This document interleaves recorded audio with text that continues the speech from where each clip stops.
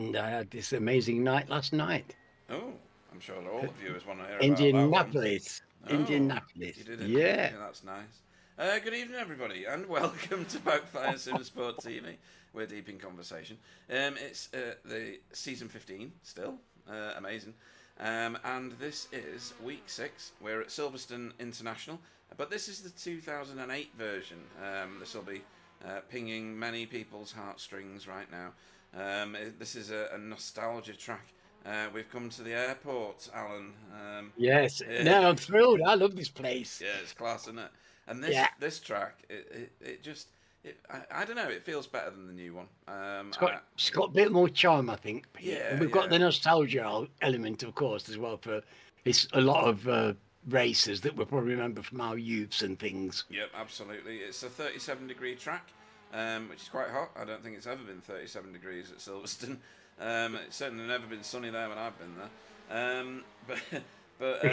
But this is the champion's choice. This is Sam Blease's choice for winning the league last season. So our reigning champion has picked this one instead of Crashers. Yes, and we remember the one he chose last season, so we're grateful to him. Yeah, we really are actually. Yeah, for those of you that had forgotten or eviscerated that from your mind, it was Kota West.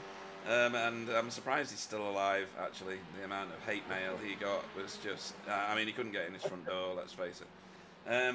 Good evening to David Ayres, who's calling us ladies, Alan. I'm not put off by that, to be honest. I'm not put off by that. When we joined the broadcast, Alan said, "Oh, it's a big one." And I was so proud. So proud. It's been a long time, you know. Anyway, did the results stable? Oh, you did the results stable proud last night. You're his hero, apparently, according to David Ayres. So that's nice. Oh, he said some very nice things about me. I was very moved. It was, yeah. Dave's an important man in my iRacing existence. You've got to understand my sim racing life is a very important man. And yes, and, I was very proud to stick the car on the podium in a race last night, in one of my league races, since I'm consistently last. Right. Consistently for the last 5 years, I've been consistently permanently last. Well, and I got on a podium last night because we were at Indianapolis. Right, very cool. Going around there in an X5, so the tow was fantastic. There's even they couldn't drop me. That's brilliant.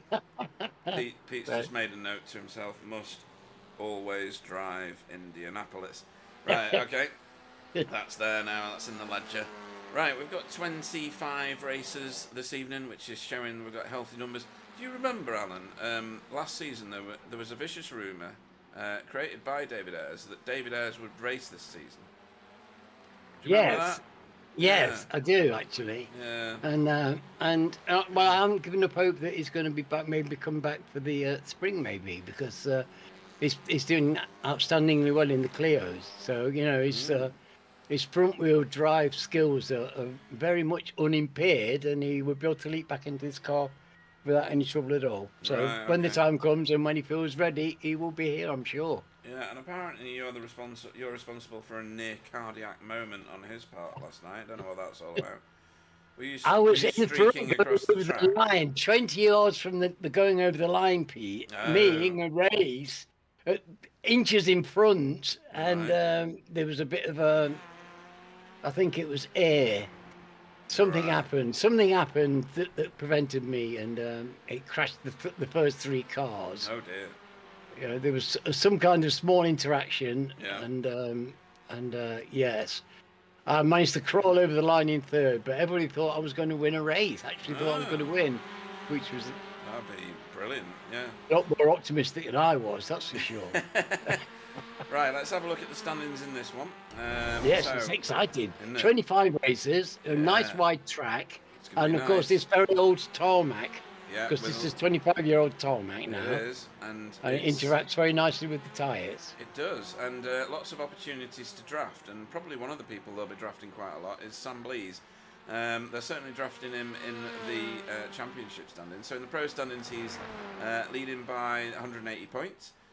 We are not quite on the column on the right. We're still on the column on the left, and it all bunches up when we do transition over next week. So after this race, column on the right, folks. Spencer McCarthy, his teammate, is in second place with Miguel Freitas. Even though he's missed a couple of rounds, or a round at least, he still managed to get himself into third. David Johansson moved down a position last week. He had a bit of a troublesome second race and has ended up in the fourth place in the championship.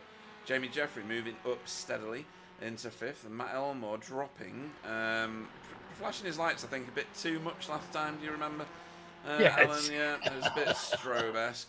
We were nearly driving on the wrong layout here because I picked the wrong one when I booted the session, so I had to quickly re-raise the session, and I'm relying upon Wobbly to advance the session in 7 minutes, so I'm going to get through this quite quickly.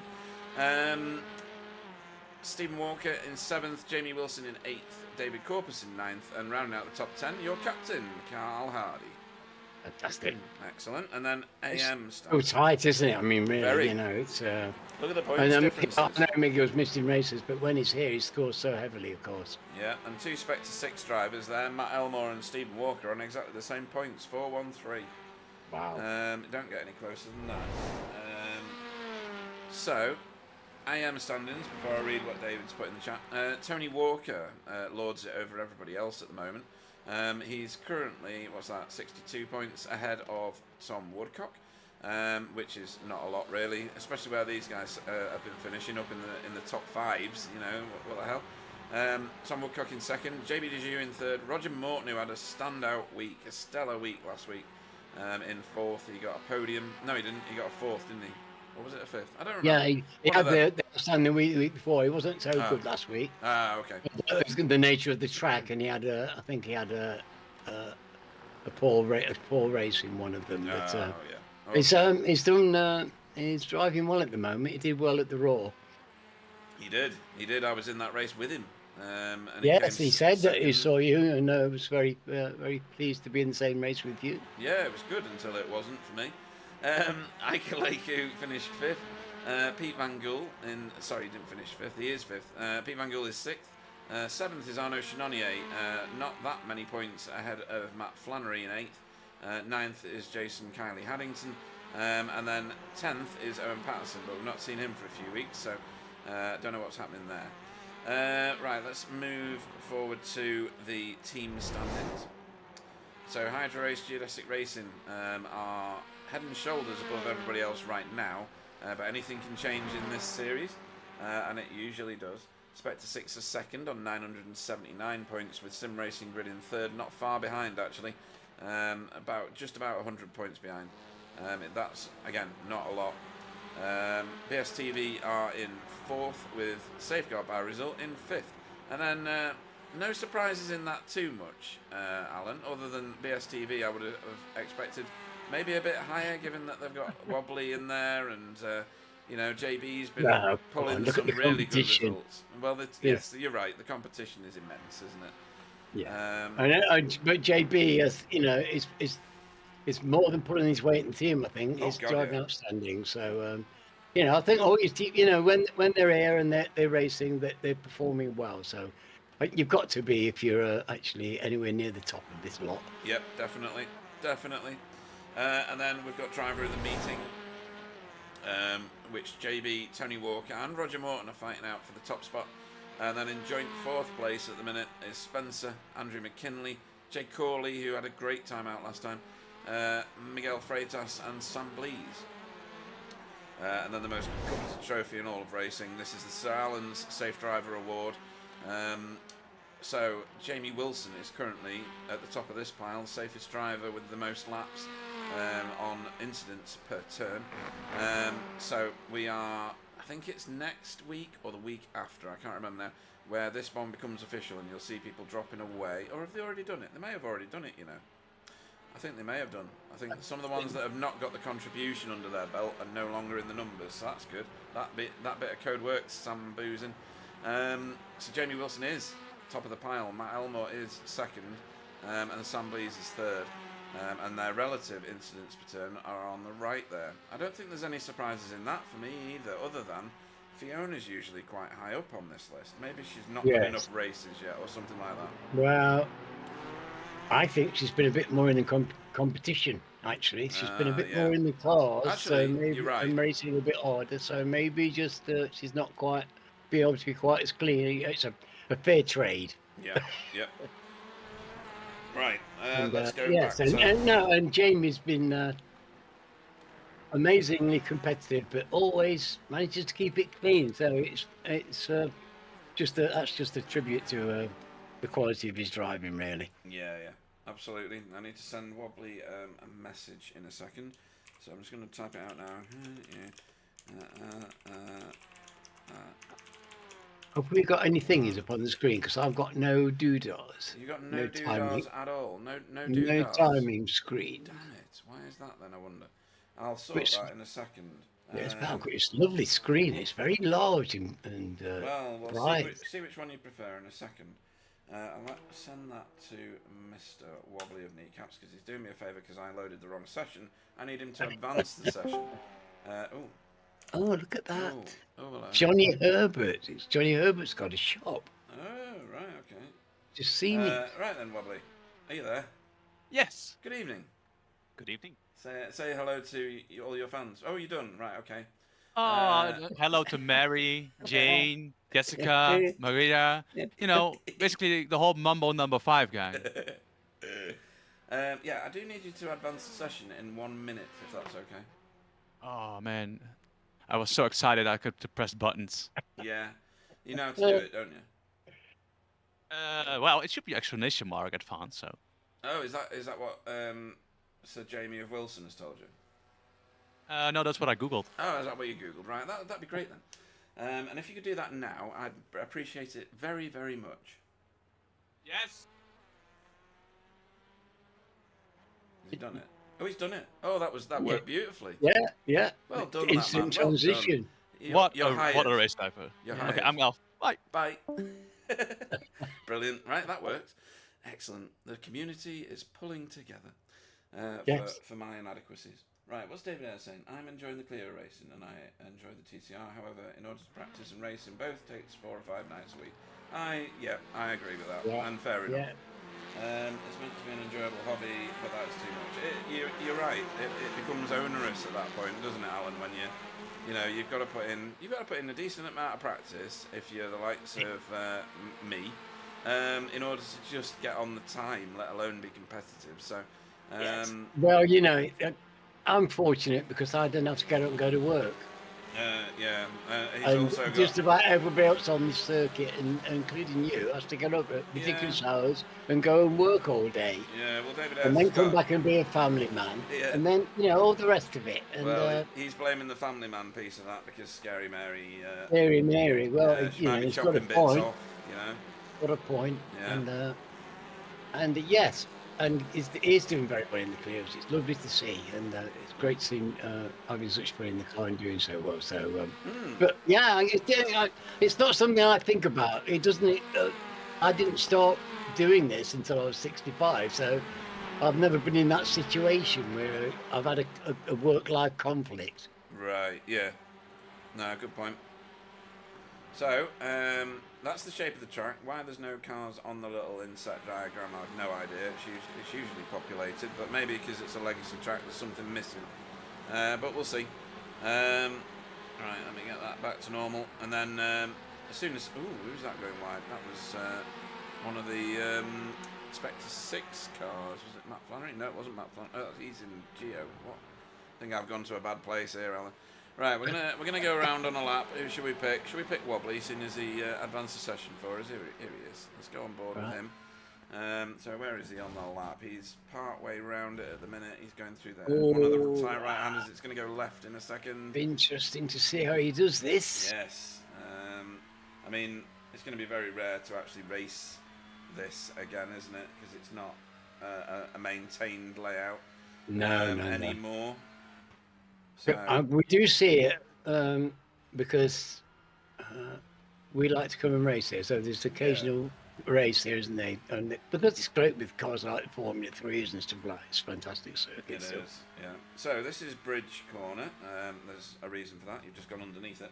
And then we go into, I think this, you're going to have to correct me here, this is Priory. I remember this one. And then we drive to Brooklands, and now this is where the track merges with the modern day version of it. And then towards Luffield, which is a tight right-hander, stay in second gear.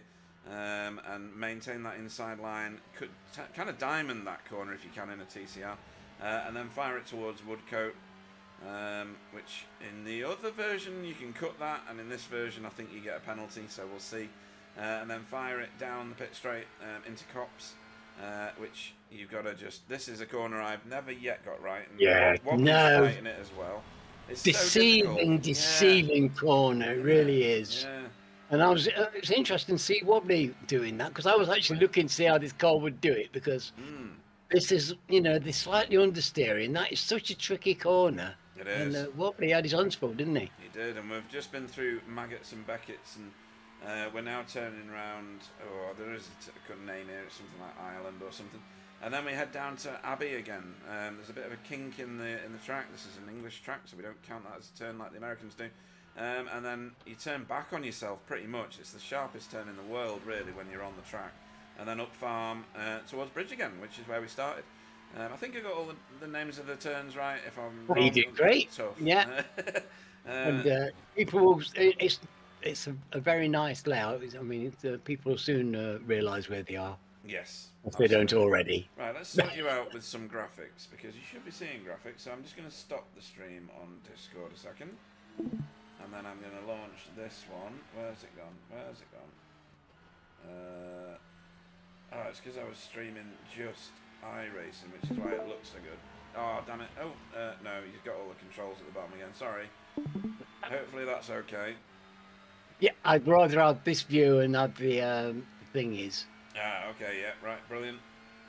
In that case, that gives me information. I can see well enough to see, and I'm getting the information as well, which is better for me. Magic. And all the little drivers are on the little track in the top right corner now, so it must have just been an outlap thing. So, okay then. Right, Miguel Freitas is currently the provisional pole man. He is. In that oh, that's interesting, isn't it? Oh, there you go, not one of his traditional home tracks, like it is for many of the guys out there, and Grease Lightning. Well, sometimes going to these obscure tracks, because this would be classed as an obscure track now, can sometimes be a great leveler. But sometimes it can just make it obvious that the really fast guys are actually really fast everywhere they go. So it'll be interesting to see how that pans out this evening. I mean, the gaps are very small. 2 tenths, 2 tenths, 4 tenths, 4 tenths. Or is that 1 tenth? Oh, I don't know anymore. What's the timings on here? We see it a long way. Yeah. We have to go down to 10th to get to a second, don't we? Yeah, and that's, that's plenty close. Roger Morton. Where did that time come from? He must love this track, does he? Well, he has. It does. I mean, we have been here, so yeah. It's the track that is at least raced before. Right, that's good. And there's a lot of familiar turns, isn't there? Yes, and like you say, some of the hardest bits are familiar. Yes, yeah, absolutely. I mean, if we go on board with Jamie, where is he? Oh, he's on the back end of the track, so probably not him. Let me select somebody who is approaching the bit that I want to see. Car number 15, Jake Corley. You are our new victim for the camera. So when you go through Copse here, the fundamental difference is you're firing it towards Maggots and Beckett's with knowing that you're not going to complete this little journey, because Beckett's on the big layout is a left-hander. This is a right-hander, and it's pretty sharp. You cut back here and then turn left, but not immediately, and that feels weird because there's another layout, the national layout, which cuts back across there and goes down. It's not Wellington Straight, it's the other one. And yeah, it's got some really nice features, this track. Yes, just enough difference to confuse you. Yes, yeah, exactly that. Right, so thank you for that, Jay, for the plenty of width, isn't there? I've always found this to be a very nice track to race on because it's easy for people to get by me. Yeah, and you can usually tell the tracks that used to be airstrips as well, because the tarmac is massively wide. This one obviously because it had Wellington bombers on it, but it's. Do you think they make it up for lack of elevation by making up by width? Yeah, I think so. I mean, it is. You're right. It's absolutely flat, really, isn't it? There's hardly any elevation unless you're using the new layout actually. You know, the bit where you've got, I've forgotten all of the turn names because I'm not on the actual track. It would be Stowe. There you go. Top of the hill and then down through, literally through the Vale. I suppose it does just about qualify. Yeah. The new track does divide opinion. Yeah. Which is interesting because they spent an awful lot of money on it, and I think that was for the FIA, wasn't it? It was a Tilkard effect, I think. I'm not sure though, but we'll see. Right, so where are we up to? Wobbly is provisionally on pole at the moment now. He's just wrestled that away from Miguel. Miguel Track record of doing that, Pete, hasn't he? You know, he knows how important the quality is for that first race as well. He makes good use of it so often. It's not a coincidence that he does so well so often in that first race. He's got that end, is it? You know, he knows that if he does a good fast lap, he's hard to get by. He is. If he can get to the front of the grid, he's always going to be a problem. Yeah, it was his second race last time that he suffered with. So Stephen Walker's just pipped Miguel to second place, so provisionally in second at the moment. Spencer McCarthy, also in this group here of super fast racers, is in fourth, but not by very much, by 0.14 of a second at the minute. Great to see Stephen making that. Oh, Sam's just stomped on Stephen. So yeah, it's great to see Stephen making that pace. Yes, isn't it? It is. So because he has been saying he's been feeling a bit rusty, but that's clearly a good sign. Yeah, and Sam Blee's warming his tyres going through that section of the track. So that relegates. It's a bit chilly. So we've got Matt Elmore, flashy himself, here in sixth place. Just to remind everybody about how the system works here. If you are a blue numbered backboard on your car and in your windscreen, you are a pro driver. If the background behind the name is yellow, you are an ex-champion in the form of Stephen Walker, if I can get a better camera on his car. Every camera around here is 16 miles away from the track. There we go. So his banner has got a yellow backboard. If it's a white backboard like we saw on Spencer, when we get a better look at him, Wobbly off track there, keeping out of everybody's way. So that's a white backboard behind the name and white numbers. That means you have not been a previous champion, but you are a pro. And if you are in an orange numbered car like Tony Walker is here, you are in the AM Championship. And if your backboard is in yellow, like Chris Needham's would be if he was on the track, that would indicate that you were a past champion. Interesting that, Alan, just seen that. The cones here are static and you can drive through them. It's interesting the old track. indeed. Yeah. Yes. Whereas we've had some louder cones recently, so it's good to see them staying still. Yeah. Well, Sam Blee's had a race ruined last season, if you remember, because he had a cone stuck under his car. Stuck underneath, yeah, exactly. That's what I was thinking. And it ruined his race, so... well, it cost you, doesn't it? It just cost you. Yep. I've had one myself, so I can speak from experience. It's really a pain getting a cone stuck under your car. Yeah. So, what amber liquid are you on this evening? Well, I've still got some of my kit Demvuling, but right. I had a bottle of 12-year-old Old Pulteney on the side, though, so it was near. So right. I thought I'd go with that. It's very nice, thank you. Right, very good. 12 years old, you have to treat with respect. Yeah, that's right. Matt Elmore practicing a pit stop there, or practicing pit lane entry at the very least, as did Chris Needham. So, how's Kevin Daniels doing? Kevin. He's been racing very well, hasn't he? Yeah, he's in that midfield section there, just at the bottom end of the main field of pros. Pete, yes. Yeah.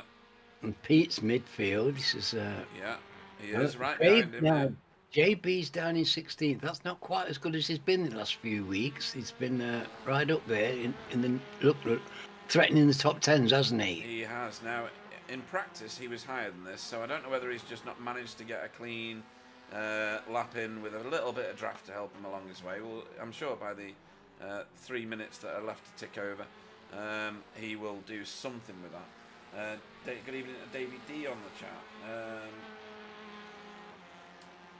David Ayres says, I might well swap leagues each season if that's allowed. Does that mean he wants to swap between Clios and TCRs? Yes. Yeah, well, that's more than allowed, yeah, absolutely. It might work out like that, because I've not heard anything from Clyde of Whiting for the Clio League, nor for the V8 League at the minute, so I might have to do something independent for that, depending on what's going on. But yeah, JB looks like he's on it here. He's got Jay Corley in front of him at the minute. Giving him a bit of a toe towards the line here. That might benefit him. Let's see if that moves JB up the standings. Looked like he got out of the gas towards the end of that there. And he stays exactly where he was. So nothing happening there. Now, obviously, there's a heat race. So if you're not on a good lap now, you're going to struggle to get on one because there's 1 minute left. In fact, you're not going to get on one. No, you won't. It will do the great snatch on you. It will. So we'll keep our eyes on those that are on a lap. So car 24, who are you? Alejandro Silva Carrida, welcome back. I don't think he was racing last week. So he is coming over. At the minute, he's P24. Jamie Wilson hasn't put a time in, which is odd. So good. Why has Jamie not put a time in? Is he unwell? Might be. We'll have to see what's going on there. Yeah, he's not in any chats either, so not sure. We'll see. So who is left to come across the line? Car number 1 is obviously Sam Blease. Oh, he's gone into pit road. That's why his car is not moving as fast as it should be. Yeah. And we're about to trip over into the main race. So I'm going to let the session get moving a little. And then I'm going to do this, and that should have advanced the session. Right. Where are we starting from? So, Wobbly Kneecaps will lead the field away with a time of 1 minute 27.175. No idea if that's any good, I can't remember. BSTV Esports Pink. Stephen Walker will go off second next to him on the front row. Just 4,000ths of a second slower, Alan, for Spectre 6. It's a lot of zeros, isn't it? It's ridiculous. Miguel Freitas will go off third on the second row for Impulse Racing. And look at the times from the leader. There's nothing in it. Anyway, Sam Blease will go off fourth for Hydro Race Geodesic Racing, with Spencer McCarthy off fifth for Hydro Race Geodesic Racing as well. Matt Elmore will go off sixth for Spectre 6, and Jamie Jeffrey will go off seventh for Coupes and Convertibles Racing. Carl Hardy will go off eighth for Safeguard by Result. Roger Morton will go off ninth, his teammate. Jay Corley will go off 10th. Tony Walker will go off 11th for Spectre 6, and 12th will be Russell Cowell for Spectre Solo. Please wait, mate. We're racing. Yeah, I shouldn't do that because I've not got a great deal of time. 13th will be Kevin Daniels for Sim Racing Grid. David Corpus will go 14th for Lurch's Academy. 15th will be Pete Van Gull for Result Clothing, with Tom Woodcock off 16th for Sim Racing Grid. JB DeJu will go 17th for BS. Stop flashing your lights. We'll go 7th. I've changed the cameras, so it's not going to benefit you. 17th will be JB DeJu for BSTV Sports Pink. Ike Leiku will go off 18th for Lurch's Academy. Matt Flannery will go off 19th for Hydro Race Geodesic Racing. Chris Needham will go off 20th for Air Smart Racing. His teammate Arnaud Chenonnier will be in a row behind him in 21st. 22nd will be Alejandro Silva Carrida for Lurch's Sim Racing. 23rd will be Andrew Littler for Work Guard. Jason Haddington will be 24th for Air Smart Racing, and I don't think we're going to see, sadly, Jamie Wilson. So that's a rubbish camera. That's a rubbish camera. That's an okay camera. And we're going green. I'm going to focus on second row, Miguel Freitas. And, well, Wobbly got away, and Stephen Walker did not. No. Stephen died on the line. That was poor for him. Yeah, 3 wide just behind. A good move by Miguel to get in tight. He's looking. Sorry, yeah, he's looking to get Oh, Wobbly's gone way He wide. did. That might be sacrificial, or he may have just made an error. Jamie Jeffrey cannot get past all these safeguard cars. Oh, he's managed to keep hold of it because you know what it's going to be. Wobbly's going to want to try and make a gap early. Yeah. He makes this fast start. Look, you see, he's trying already. But of course, last week they hold him in. They just did? found the pace and. Oh no! Miguel. Oh, Miguel! Oh. He's hit nothing. Okay. So he's okay. He'll be fine. He's just got to get control of it. Well, we'll have a look at that again in a second. As everybody comes piling through here at the end of farm. Further back, of course, we're still too wide. A little bit of a hip check there on Iker. Was that on Iker? Yeah, it was on Iker Leku. I think. Or Matt Flannery. It was on Matt Flannery, I think. All right, anyway. Jamie Wilson did join the field. So I don't know whether he's got launch troubles or something like that. Right, what's happening at the front? Pit lane stop. Yeah, maybe. All right, let's have a look at what happened when Miguel left the racing circuit. Somebody's just gone into the pits. Yes. So they both came round that corner, through the kink on farm, and then... Oh, that's a massive neck code. Oh, my God. That was neck code. Goodness me. That was solid air of an enormous proportion. Yeah. Unbelievable. Right. Oh, it's so unlucky. That's so unlucky. Me and you could have skipped hand in hand through that gap. Yeah, easily, yes. Yeah. Ooh, I hope they realised that because that would have been a bad moment. Yeah. They'll have both thought they were both drifting over and they weren't. So, Smart Racing having a bit of an in-team battle as this goes on with Jay Corley and Tony Walker here. Tony Walker again. Roger Morton's up to 5th. Yeah, he did a fantastic quali and he got him right in next to Carl and he got off to a fantastic start. He's really driving the best he's ever driven at the moment, Roger. Really is. He's found a bit of extra concentration, just that finest little bit of judgment. It takes so little to make such a big difference because, it's fine tolerances all the way, isn't it? There's nothing in this. Yeah. Fantastic to see. And look at that. What a spectacle. So, I don't know what happened with Stephen Walker, but he's back out on track. He did stop in his box. He was stopped for about 10 seconds, which suggests he was resetting something. So maybe he's had some sort of VR problem. If he has VR, I don't know, as Wobbly sets the fastest lap of the race up to this point. And everyone piling through here. Iker Leku steps out of the toe on Matt Flannery. Doesn't do anything with it in through Cops here and fires it towards Maggots and Beckett's, although Iker is alongside here. That's a lovely bit of driving from him, and he's on the optimal side to get an advantage going through the second part of Beckett's. Oh no. Oh. So that's racing incident 100% of the time. Unfortunately, he's been spat out into the far reaches of Moria. Very agricultural there, and I hope he gets back. And it looked like there was slight contact. I hope his car's all right. Yeah, there wasn't much in it. It was just two people fighting for tarmac, I think. Yeah, it didn't look like there was much, but you just can't tell sometimes. And true. The cars don't like having their suspension bounce around by the ruts. No. So, yeah. Pete Van Gool making his way forward. He's up 4 places. Rogers took another place. He has he's in the middle of taking the place. It's fantastic performance by him because he's got past Jamie.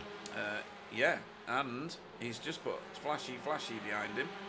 And now he's fighting with Jamie. It's fantastic driving. It is. Roger Morton, 4th place by his own efforts. Yeah, absolutely off his own back. Yeah, there's only one gift in there, and that's Stephen Walker, who went to pit road. So the top 3. Wow, they tried on as well. Did you see that? Yeah. Matt, his car was he was right on the edge there. So interestingly, Wobbly has been caught, Alan. Yes, and they're very well aware of what was going on there, but they caught him last week. They've done it a bit quicker this week. Yeah, Carl Hardy going the long way around Matt Elmore. might get this done. Because the next, he's done it. This next turn is a very sharp right-hander, so he's on the optimal side of the track. That was nicely done. Oh, very fine piece of driving there. Yeah. By both of them. Flashy, falling backwards though. Driving. Yeah. And so, Jamie, look out. Yeah, Ike must have found some furniture in that incident because he's gone to pit road. Oh, yeah. Oh, very unfortunate. It is. Because in this 20-minute race, there's really no, you know, there's no way you can't get it back if you lose that time. If you go to pits, you're going to be fighting back and picking up crumbs, not picking up gold. Yes. Matt Elmore losing out now to his teammate Tony Walker here. He's getting muscled out a little bit. I don't know whether he's got some sort of issue through contact with someone or not. I don't know. Everybody going a bit wide now with the... I was just getting a gap on Jamie. Oh, yeah. Yeah, he's pulling right out. Goodness me. Look, it's a massive gap. That's on fire. That's on fire. Yeah. 2 seconds, that is. Goodness me. I wouldn't believe that. I mean, nice, clean race. race. Jeffrey, you know, on a track like this, all that lovely room and just the pure race track. Yeah. Pretty sure they were trying to see how many cars they could fit side by side just then. That's what it looked like anyway. And there's Miguel Freitas on a recovery drive now. He's joined the back of this big group. There's plenty of positions for him to have a pop out here. Sadly for the cars in front. And it's got plenty of time to improve his position, and I don't doubt that he will. He's absolute master at doing this. Look at that, 3 wide going through. Forgotten. Not Brooklands now, but yeah. And then Luffield coming up, 3 wide. Wow. Plenty of room, boys. Plenty of room. This is an exhibition of skill, talent. They all choked up in front of Miguel there. He wasn't expecting it. PVG went wide. How they're all still on the tarmac, I don't know. Ooh, don't ask me. No, it just takes the slightest twitch. Yeah, Pete Newman is shouting out for Roger on the chat, and so is David Ayres at the minute, saying look at the gap he's got, and yeah, you can't not see it. It's just massive. If I press both of those, you'll be able to see it even better on the... Oh, maybe not. I've got run out of things to cross here. So Miguel trying to get past PVG there. PVG's got a little bit of toe in front of him, and Miguel's not got that, and he's cut off that line, giving Kevin Daniels a run at it. Be careful with the aggressive defence. I made it clear at the start of the season that it was going to be one move to defend and one move to return, and that's all you're going to get, and you're not to do it in the braking zone. So for those of you listening, be warned.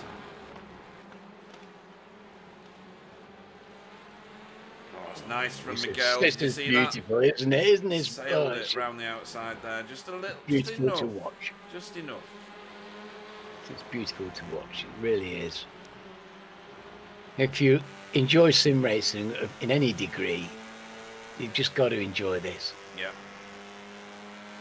Now you'll see maybe Pete Van Gool's car just there, just in the corner of your screen. Giving him room, look. Yeah. Very nice driving. Yeah, he's giving Miguel a bit of a race here, which Miguel's probably happy about because he likes to race. Yes, indeed. Looking at the times at the front, everybody's as they were. That's why I'm focusing on this, folks. Well, Wobbly's actually pulled nearly a second and a half, so yeah, they were true. actually pressing him a bit harder than that before. Yeah, it's too mesmerising watching Miguel come through these cars that he's not usually racing against. Oh, look at that! Whoa! 3 wide. 3 Did wide. you see that? Yeah. That's Tom Woodcock there. Look at this, 2 by 2. There wasn't room for 3 cars there. There was only room for 2 3/4. Yeah. They made it fit, but goodness me. I mean, that's a crazy bit of overtaking, but you've got to. They'll all be loving it, I'm sure. Oh, crikey. They'll This be a is bit annoyed in the racing moment, dream. but yeah. Racing dream, isn't it? I mean, how often do you get to race against people as good as this? I know. Again, I don't know why Jamie didn't join the grid, but he's already up 7 places and he's now on the boot lid of Matt Flannery, so he's got the pace. Making it work. We didn't doubt that, and he'll be probably racking up points for his safety rating as well, because somehow he manages to do that while he's driving the wheels off his car. I know, crazy, isn't it? And if he takes another 3 positions before the end of the race, he'll be on pole for the next one. So, right, where are we up here? Tony Walker's still ahead of Flashy Elmore, with Russell Cowell stalking them. Oh, I have still got this button available. Please wait, mate. We're racing. Excellent. Jamie putting it down the inside here on. Is that Matt Flannery? Yeah, Matt Flannery. That Veloster, I thought would be better out of corners than that. Maybe he was just on a very tight line, so he couldn't get the gas in fast enough there. Oh, that's a nice move though. Sailed it round the outside of that previous corner onto the inside of the one we've just passed through. Well, 2 very good bridge, drivers, and Matt will be loving this as well, won't he? You know, he likes to race. Yeah. And round the outside of Luffield, that can be very done. familiar with each other, and this is the joy of league racing. Look at this, long passages of side by side, as safe as you like, because everybody's really trying hard to make it so. And that's, but also fast and competitive. Yeah, and Jamie's had to give best to that competitiveness, at least for so now. Far. Yeah. Yeah. Yeah. All right. You'll notice he's not disappearing. No, he's not. No. So this is Tom Woodcock and Pete Van Gool and company.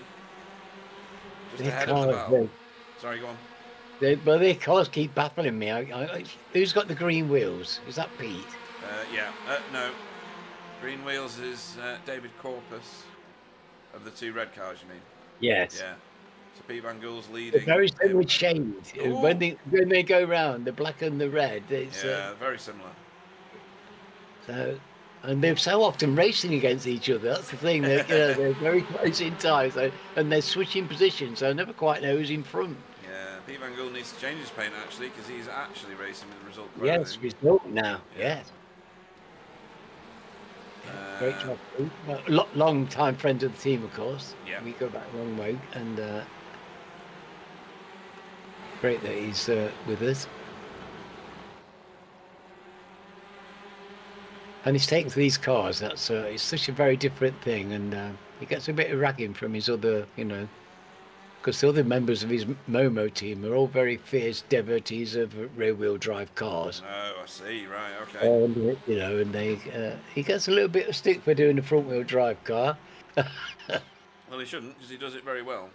Yes, no, I think it's the concept of front-wheel drive cars. Yeah. Not the fact that how well he drives it.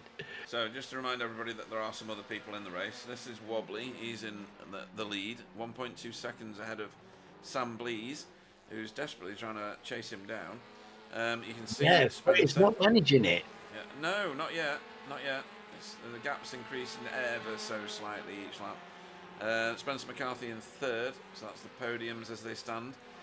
Roger Morton in 4th, and he's got a healthy gap ahead of Jamie Jeffrey. Pushed it to 4 seconds, Pete. Isn't that astonishing? I know, yeah.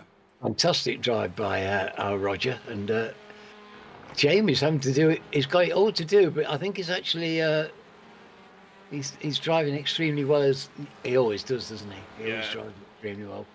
I've never seen him do a bad race, have you? Not really. He's at 1.8 behind Roger, and Jay Corley. He's having a great race. He stayed out of trouble. Well, he was in trouble before, and then he got rid of it. And he's pulled away from Carl Hardy somewhat. Yes, he's keeping Carl at bay, and that's no mean feat the way Carl's been driving recently. No, true. And then there's Russell Cowell not far behind this little group of Spectre 6 cars here.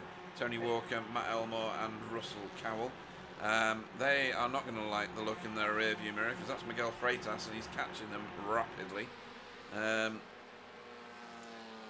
then It reminds me very much of Spencer the way he does this. There's something about the way these they go through the field, isn't it? Like a boat of souls. Yeah, we're going to see it again in the next race. So for those of you new to watching this, we've got Fiona on the chat. Hello, P. Roger's driving well. He is. Did you say Pete Newman was in the chat? Yeah, he was. I don't know whether he still is. Evening, Pete. Yeah. That's a bit tasty just behind between David Corpus and Tom Woodcock. Tom's going to come out on top here. He's got a lot of extra drive as they go through the kinks and under bridge, and through bridge, I should say. Nice bit of driving. So, most of the action's out, apart from way back here as Stephen Walker comes back through the field. A couple of recovery drives on at the minute, Alan. Yes, we're good at this because these guys don't like to give in, do they? So they come back out and race. And, absolutely, yeah. That's what we like to see. Stephen shouldn't be back there. He is back there, but as always, he plugs away. And he had bad luck last week as well, as I remember. Yeah, he did. David Johansson is no longer with us. And I don't know why. I'm trying to find an event on the oh no event tracker, and I don't know why, but he's not showing anything at all now. I'm not sure he ever was, if I'm being honest. I'm trying to see if he actually gridded or not. Did he? I think I've got so many people passing David off the start that I don't think he started properly. So we'll have to have a look at that later. We don't know what's happening with that then, do we? No, we've still got Iker in the pits. I don't think he is bothered to come back out for this race. Hopefully he will join us for the next one. He's still in the session, I think. Yeah, it's still in the session, but he's 7 laps down, so he's... I think the problem is, 20-minute race, intense pace from start to finish. If you've got to do pit time, you're never going to get back. So, well, most people aren't. The people that do and make it count, they're really exceptional drivers. They are. They're people like Stephen and Miguel, who can just seemingly turn the pace on and do solo laps by themselves at the same rate that other people do it with tow. Yes. And I wish I knew how they did that. Yeah, me too. It'd answer a lot of my questions. David Johansson had to do some private stuff, so he's not going to be able to race with us at all this evening. That's a big shame.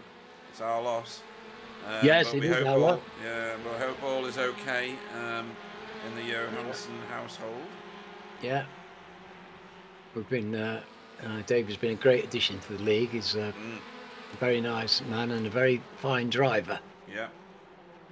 And then we're spoiled. He always hassles me 13 seconds maximum after the end of the race to get the results up. Oh, right. Sam Blees is catching Wobbly, or was. I don't know whether Wobbly set a wheel off somewhere. Yes, he's lost half a second. Yeah, on this lap, though, because the previous lap was the fastest lap of the race, so maybe he cooked something a bit too much and got caught out. Well, maybe Sam's looking at the last lap and just putting a threat on him all 19 minutes. Yeah. And David Has Barney been out? Has Barney been out? Who? Barney. Oh, crikey, yeah, good point. Who's near the start-finish straight? Car number 20. Oh, no, they will. They'll be over. This will be the last lap right now. So that's a big gap in the front. That would be why Sam would be trying to press. Yeah. Matt Elmore putting a little bit of pressure. Oh, God, he was out of control there on Tony Walker. I think we'll see something happen. There we go, it's going again. What are you saying? Oh, stream's no, not okay. Yeah, just froze for taking up, it's all right. I think he was very excited. He was excited about what was happening, I think. Got to Can't it for a blame it. moment Can't there. blame No, it. exactly. You know, it was it's just seeing Roger 4.7 seconds gap between him and Jamie, and him and Spencer, and a second. It's got a second and a half between Jamie. I thought Jamie might be starting to make an impression on him, so I was just starting to get a bit worried there. Yeah, But as, his 19 throwing him up at a second and a half. He's doing fantastic drive, and he's yeah, as Wobbly takes the checkered flag. well done for Wobbly. And there you go, the classic Wobbly performance. Set Yeah. the fastest lap in quali, and then just driving possibly quickly. Roger held on to his 4th place, so that is an epic drive. Yeah, I think that's probably the best we've seen. And we've seen him do some great results, but Yeah. that was absolutely I'm all his own pace from start to finish, wasn't it? Yeah, I'm gonna suggest it was what he learnt from me while we were racing at Daytona. Could easily be. Could easily be, you know, in the master's footsteps, as it were. Yeah. Oh dear. Like that would ever be the case. Right, and then others still finishing. We'll talk about these in a minute. But that middle field in that race, Alan, good grief, that was... It wasn't quiet, was it? No way, that was brilliant. Yeah. Oh, right, we've already tripped over, so let me... We're just fortunate that we've got so much skill throughout the field. Yes. So there's always good racing, and you need good drivers to have good racing. You know. You do. Absolutely right. So Wobbly Kneecaps was the victor in the first heat here. This is heat 11. Yeah, heat 11 of the TCR Challenge Cup season 15 for BSTV Esports Pink.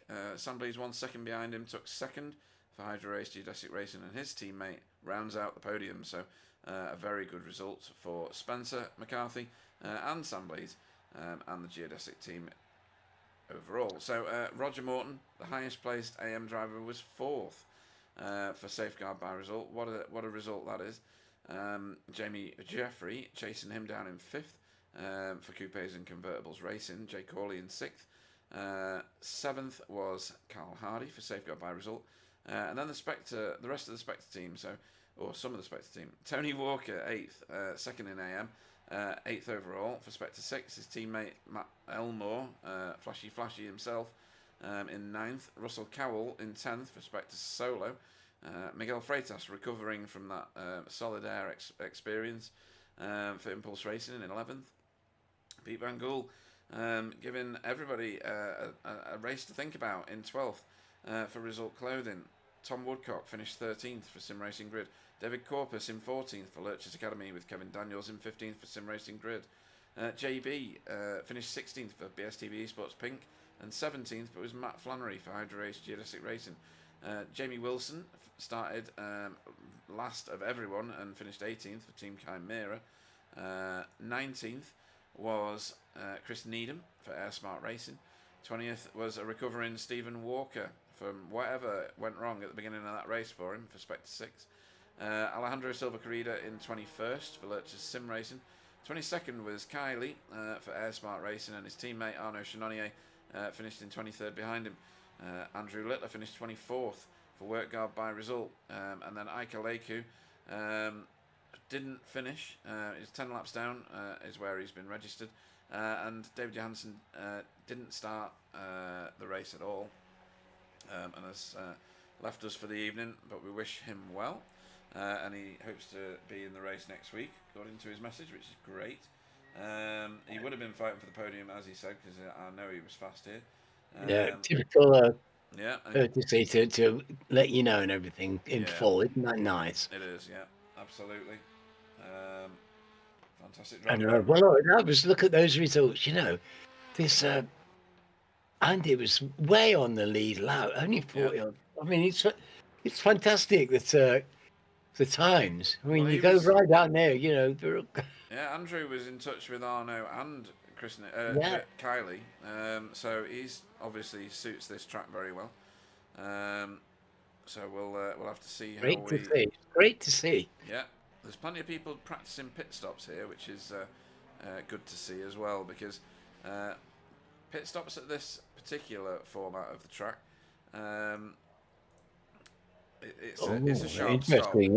Yes, because it's also we've got two sets of pits at the other place, so it's very confusing.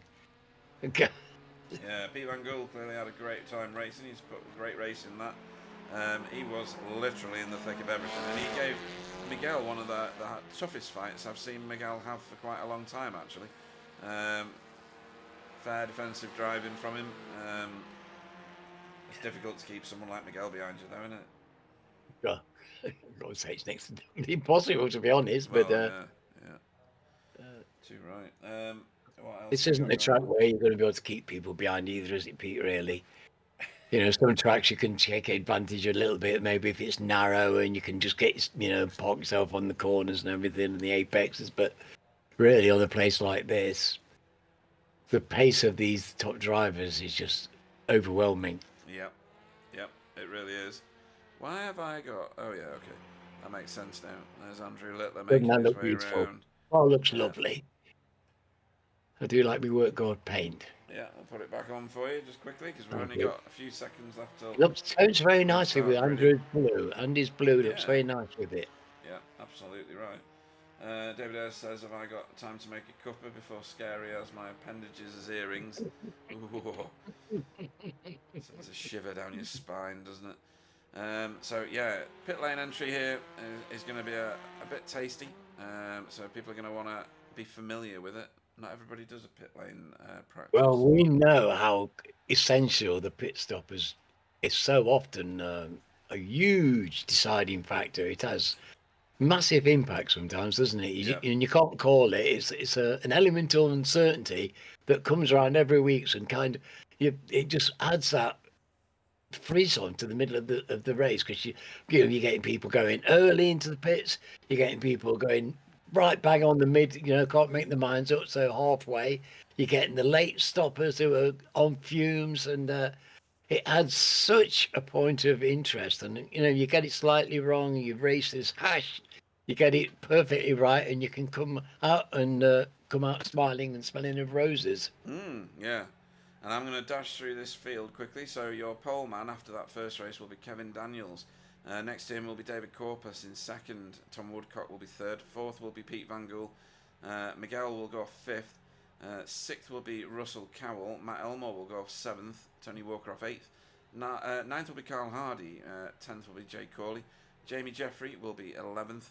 12th will be Roger Morton. 13th will be Spencer McCarthy, with Sam Blees in 14th. 15th will be Wobbly Kneecaps. JB Dejoux will go 16th. 17th will be Matt Flannery. Jimmy Wilson will go off 18th. Chris Needham 19th. 20th will be Stephen Walker. That'll be an interesting watch. 21st will be Alejandro Silva Carrera. Jason Haddington will go off 22nd. Arnaud Chenonnier off 23rd. 24th will be Andrew Littler. Ike Leku will go off 25th. And David Johansson will not start. But I really just love the way the reverse grid splits this field up. Yes. I've come to really look forward to it.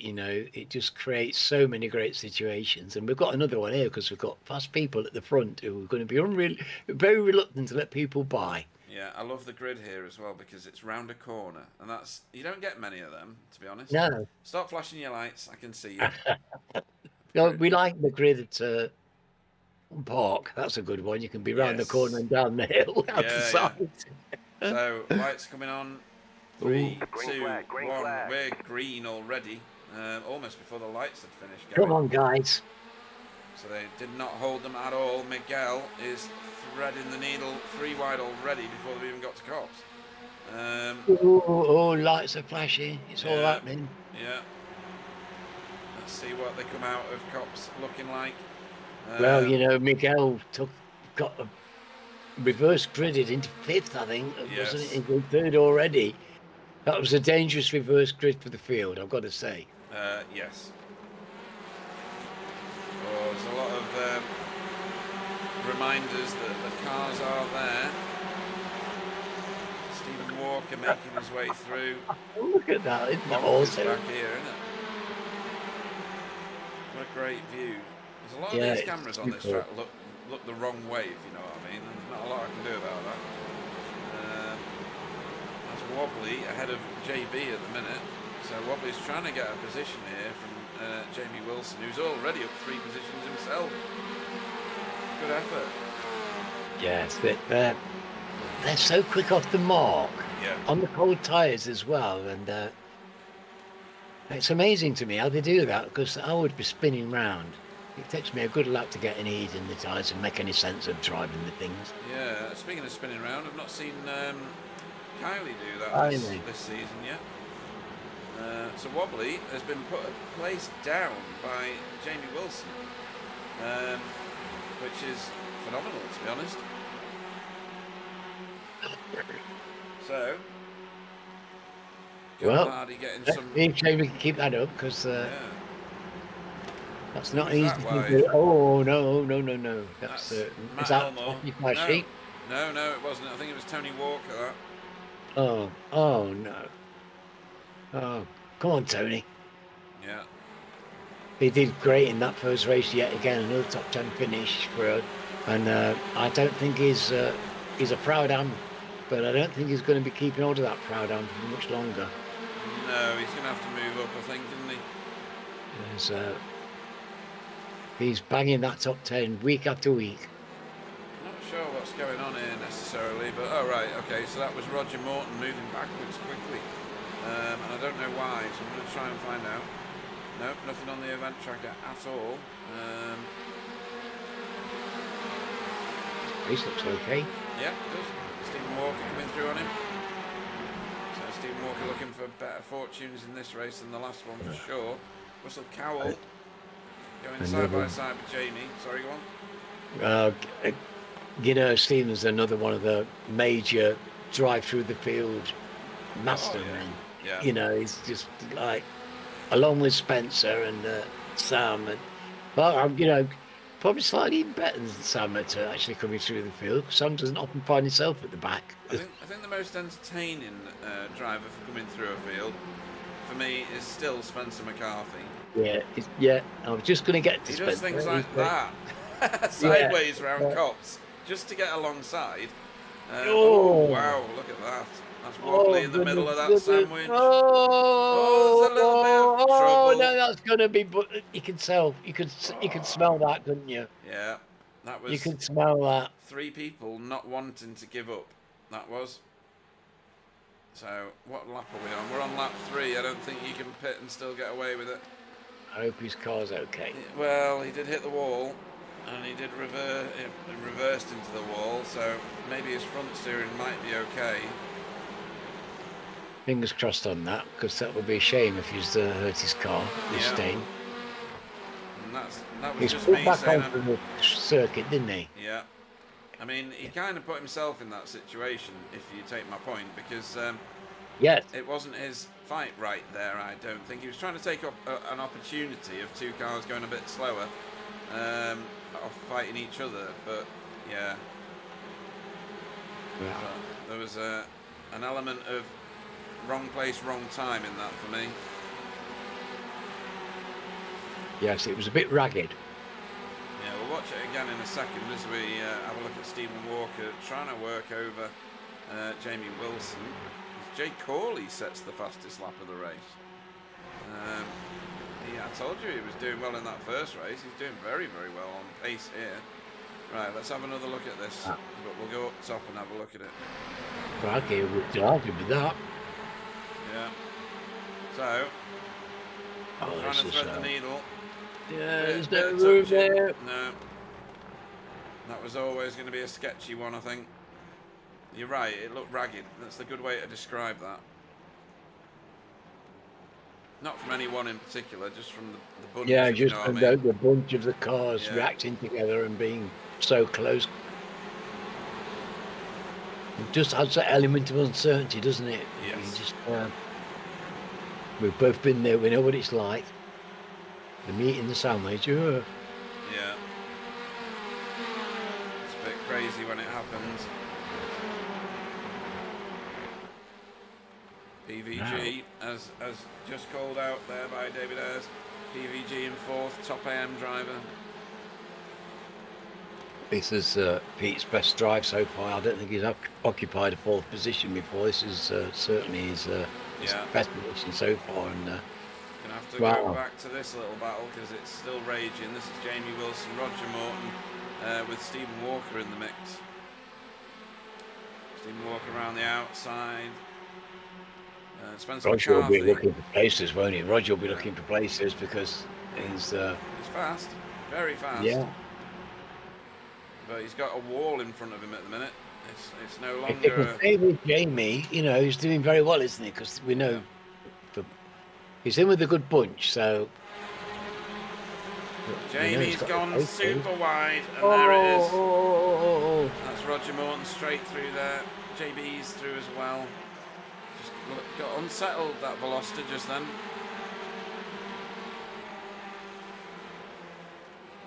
Well, it's easily done, isn't it? It just takes the slightest thing.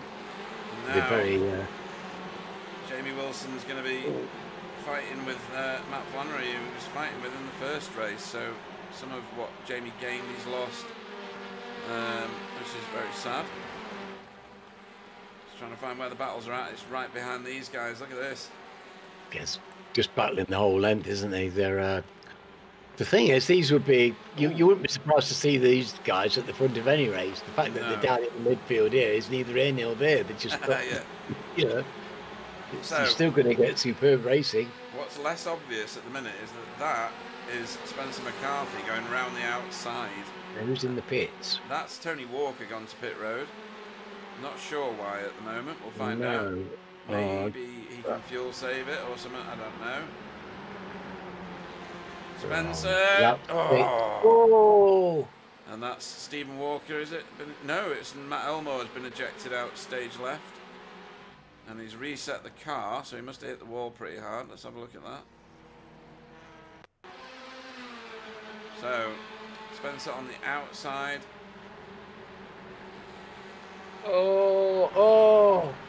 Difficult to tell who to apportion anything to there. Racing incident, maybe? What's your call? Well, I don't think there's anywhere else either of them could be once they'd entered the corner. Yeah, Cops is a vicious corner. They were.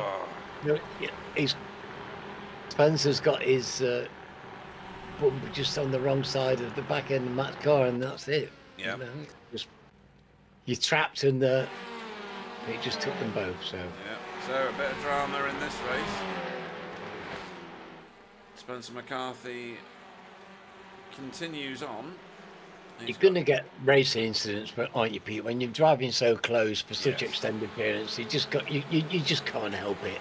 No, you can't. And we know that these are all genuine racing incidents. You would never get a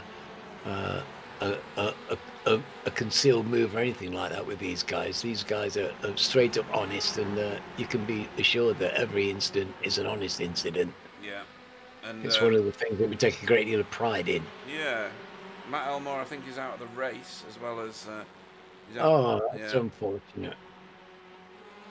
Didn't look like a massive hit, but he might not have fancied coming back and doing a recovery drive. So just need him to pit road now. So the pit window is clearly open. There's plenty of them going in. Jamie Jeffrey, as Shane Newport has just pointed out, is making his way through the field quite nicely. Actually, he's up 6 places. Seems to have found his pace, doesn't he? He's more settled down in this race. And we see what we've seen in previous seasons, what he's capable of. 2 red cars are together again just to upset you. Well, that's why I was so surprised to see Roger drive away with him so strongly in the last race. I didn't expect to see that. I know Roger's become a good driver, but it takes some doing to drive away from Jamie. Yeah, it really does. Meanwhile, Miguel has finally found Kevin Daniels on track. Yes, and Pete Van Gool is in podium position. Yeah. And we didn't see that coming 3 weeks ago. No. When he was in 14th. Yeah. He passed David Corpus while we were watching some replays. And it's got a gap building. David Corpus went a bit wide there. So this was the overtake at Woodcote. Tries to go around the one way and instead goes through on David Corpus and Cox. David gave him masses of room. David was being very careful there. And They didn't want to fight too hard with that one. No. And Jamie's now through on David Corpus as well after his wide line at Cops again. Although he's fighting back, look. Oh, and then there's contact. Well, they're okay. Should be. Yeah. And that is Tom Woodcock trying to get through here. There's quite a lot of, well, there's 2 AM drivers up here in the top 5 now. Tom's trying to take advantage, isn't he? There was that bit of hard braking, that makes an opportunity. And so this group is now a group of 5, Alan, with Jake Hawley at the back of it. None of them will be afraid to stick their nose in. No. Wobbly and Chris Needham having a bit of a scrap right, well, not right at the back, but towards the back as Wobbly recovers. Russell Cowell has gone to pit road. You can see that in the timing tower. Oh, and we've literally just missed this. So this looks like a textbook crossover onto the pit straight and then into Cops. Miguel much later on the brakes. It just makes that look so ridiculously simple. Yeah, textbook move and executed perfectly. Nicely done. Yes. So a famously tricky corner. yes, and notorious. We've seen it twice in this race already. It's difficult to send 2 cars into that corner safely, isn't it? Really is. I've been on the wrong side of that place way too often. I think we all have. I mean, if you're going to go in side by side, expect there to be tears at some point. Is all I can say. That's just the nature of that corner. There's so many lines that you can take through it. There's only a few that are actually correct, if you know what I mean.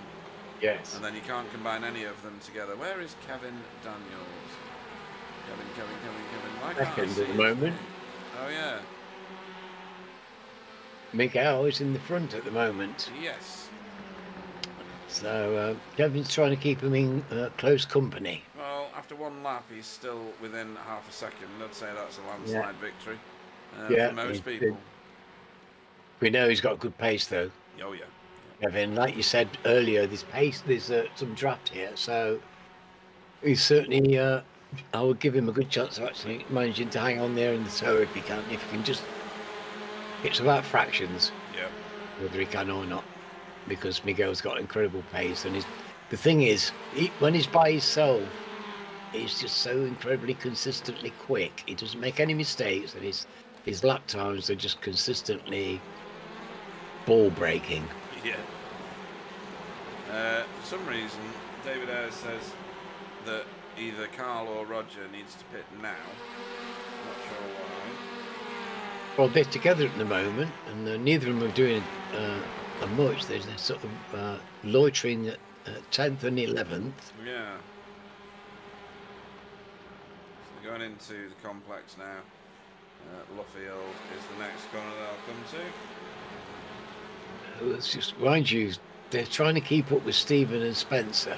Yeah, so stay in line astern is probably the right thing for them to do. They're going round again. No, not going to pit road this time round. Kevin Daniels is sticking with Miguel. 0.3 of a second behind, and he's just done Cops better than Miguel. Oh, and Miguel might end up with a naughty boy slowdown. Very well. Yeah. No, he's not ended up with a slowdown, but Kevin Daniels sticking with him like glue right now. I wonder if he can keep that going as we move to watch Jay Corley and David Corpus and Tom Woodcock and Spencer and Stephen with the 2 safeguard boys behind them. PVG still got 3.5 seconds. He's doing very well. Yep. But Jamie's hard on the chase here, so I think Peter's going to have a visitor very shortly. Yeah.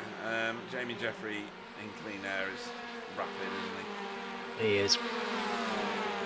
Pete Newman thinks that the 2 safeguard cars are holding each other up.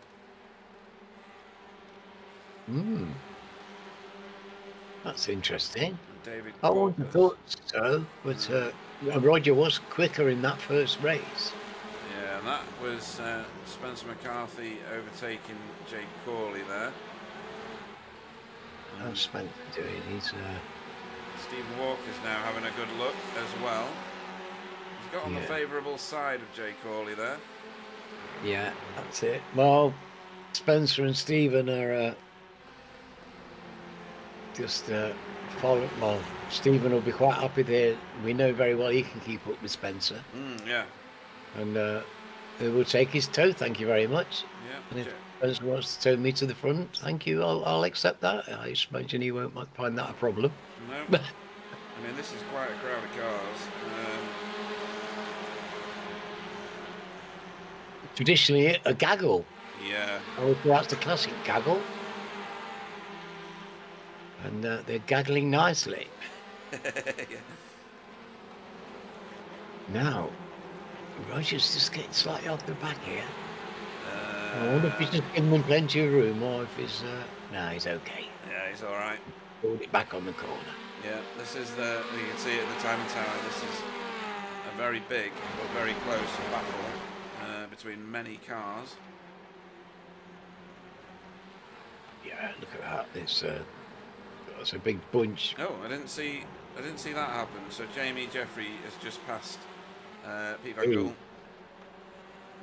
I think that must have been a Pete Van Gool error. He must have been offline a little. Let's have a quick look at it. Nothing wrong here. Nice line from both of them. And then Pete Van Gool leaves the door mega open. So Yeah, well, he's seen Jamie coming from afar, hasn't he? Yeah. And in the pace he's got, he's just decided to go right, let him through and tuck in. Now, have either of those been in the pits? So that is Carl Hardy to pit road. No, Yeah. neither of those two cars had been in the pits. So, Where's Wobbly at? Wobbly has been to pit road. I missed him going to pit road. So now he's actually putting in some very, very fast times. He's just put in the fastest lap of the race. And he can thank Andrew Littler for the tow on that one as well. And now he's going to try and get himself up into the higher point scoring places. it's all good. He's on the track. Every place he makes, it's more points in his haul, and Yeah. he's a very, very fast driver. Yeah, and he's just passed Andrew. Well, he nearly passed Andrew Littler. And he will be trying his best to give him a hard time. Well, he's achieving it right now. I don't know whether that'll go down too well with Wobbly because he's trying to get back through the field. Yes. But we'll see. Wobbly taking it easy. If he's not getting blue flags, he'll be fighting. Yeah. It's simple as that. He's there to race. Right, this is on now. So a few have dropped out of this battle this lap. Was that Roger in the pits? It was with Jay Corley. So they've both gone to pit road. We're having to watch. Oh gosh. No. Now that looked like Spencer turning across to take it a wider line through the corner and didn't realise the car was there.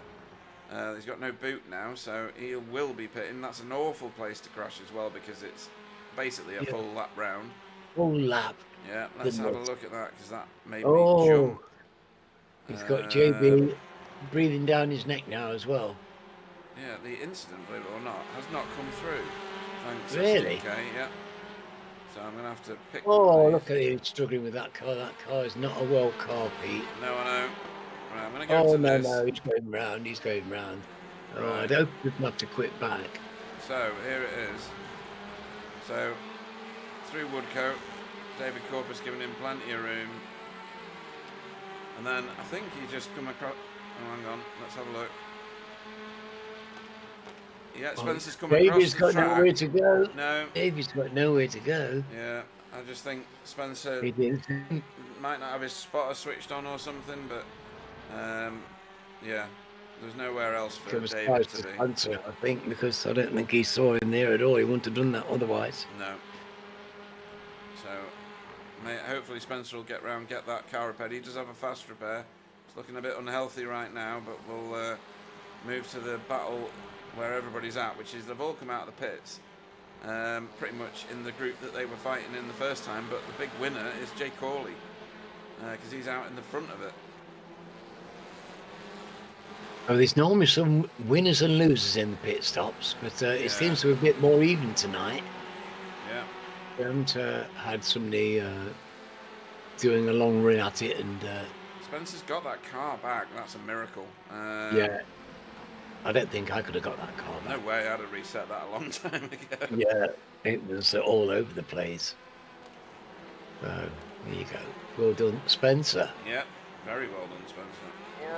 Room for a little one, says Stephen Walker. So some of the fastest drivers have had some big offs tonight. Yes, it's quite unusually, really. We've seen some unusual names in the Boondocks. Yes. But it just goes to show you, and with an awful lot of very close racing, and a bit of solid air, and a bit of Jim not being on the job, and there you go. Yeah. And this is Stephen Walker going around the outside of Woodcote on Tom Woodcock. And this is another 2 into cops. We've seen many of these not work tonight. Oh, he's got it. Right, so where is everybody else? Let's have a look. Miguel Freitas leads this race by 1.6 seconds now. To be fair, Kevin Daniels is doing a brilliant job of staying with him. Yeah. Well, it's a real challenge, you know. Kevin is there. He knows he's behind one of the fastest drivers who inhabit iRacing. Yes, yeah, it really is. You're really motivated to try and keep up. This is your chance to test yourself against, a really classy opponent and see just how you can do. So he'll be trying his level best, and his eyeballs will be out, and he'll be panting with excitement because he's getting to chase Miguel Freitas, and Miguel's a famous name. Yeah. And well known and well respected, and anybody who can live with him is a fantastic driver, frankly. Too right. Jamie Jeffrey is bridging that gap slowly. Yes, it's great to see his pace because he wasn't doing this in the first race. He was struggling a bit for some reason. So this is great. This is much more what we expect from Jamie. He's just a brilliantly talented driver, and we're kind of used to seeing him do this now, aren't we? Yeah, and David Johansson says about Tom, it was good that he didn't fight that with Stephen Walker. He let him go. Sensible racing.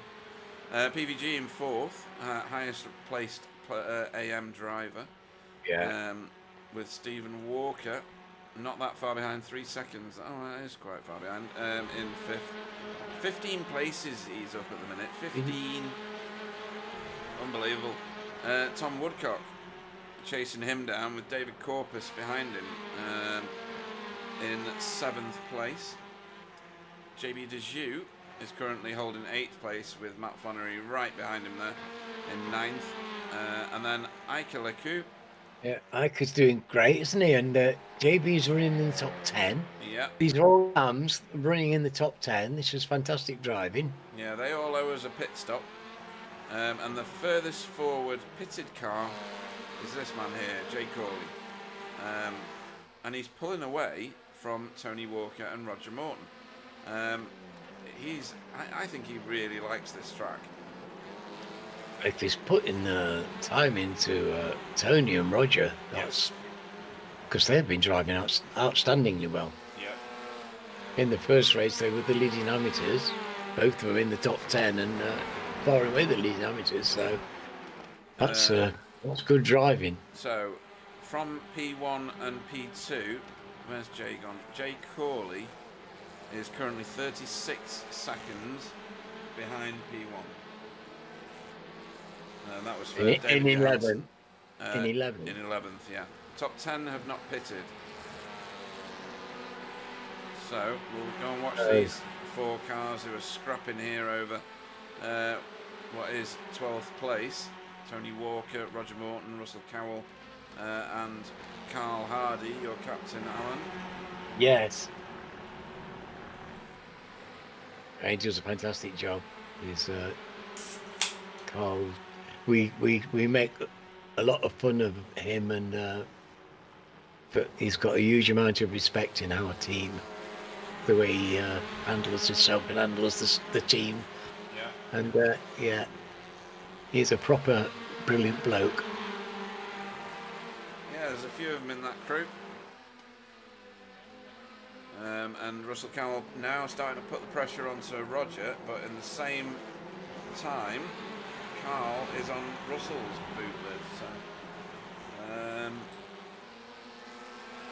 right, let's see what's going on around here. So, right, they're coming in. They are. They must be getting to the vapors now. Oh, maybe not. I mean, we're at 26 minutes in, so I reckon there's still got about 10 minutes of fuel. You know, the dices with death will still be out there. Yep. So where's Jay Corley while all these guys are pitting? He's coming round the last turn here, so this will give you an indication of what's to come. David Ayres says there's a lot of Carl Hardy to make fun of. Couldn't help but laugh. That's a good one, that one. Right, so Jay Corley. And that is Tom Woodcock, who he was racing with a bit earlier. He's come out in this pack. So that's only going to get messier. No, he's filed his way in there. That's nice. He's found a little place to be. I don't think it's going to be very comfortable, though. And look at that. They've been together like this at the same distance apart for lap after lap now. Yeah. They just... they must be on the edge. You know, it's not like they're holding anything back. No, definitely not. Where's Spencer McCarthy? He's got a whole car again, and he's got cars in front of him. That's a good sign for him. Yes. It means that he's not going to lose too many points in the championship. He can limit the damage. He's got, what's that, 10, 12 minutes to race. That's he can make 10 positions in that time. He could, yeah, I couldn't. I couldn't make. No, I would make one. Yeah. How long is the pit stop? I'm not telling you, because we've done that in a league before. Oh, God. No. Is that Andrew? I think that's Andrew Littler. Yeah. It is, yeah.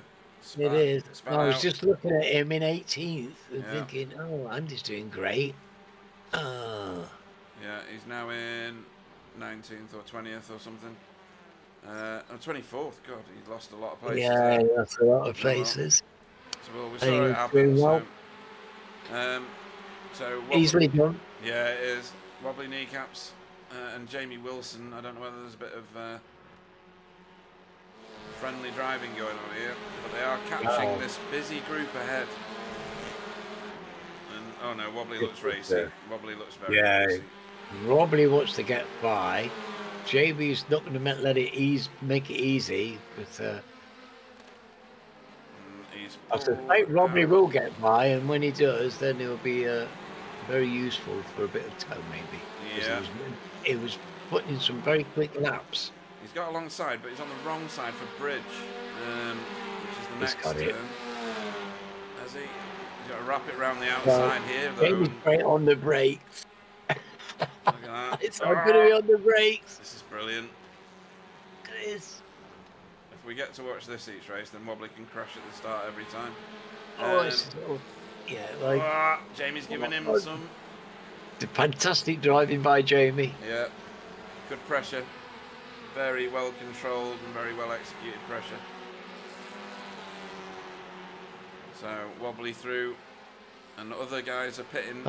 I thought, you know, you would expect Wobbly to get by, but you would expect Jamie to give him that kind of a hard time. Yes. And make him really work for it. That was beautiful to watch. It was. That was fantastic. That. Spencer McCarthy side by side with David Corpus. No, Ike Leku, sorry. Same team, different car. It sets off now after Chris Needham. So he's already put 2 or 3 cars behind him. Yes, since you last spoke, you know, I mean, literally, he's, you know what he's like. It's like a dose of salt for a field. It's astonishing the way he manages to pull off the overtakes. Yeah. So this is Tom Woodcock fighting with Russell Cowell as Pete Van Gool enters pit road. So this will be a good Litmus test as to where you come out after your pit stop if you pit later. I would hope Pete will get this. He's got a good head on his shoulders. I would expect him to be well in control of his pit stop. Yep.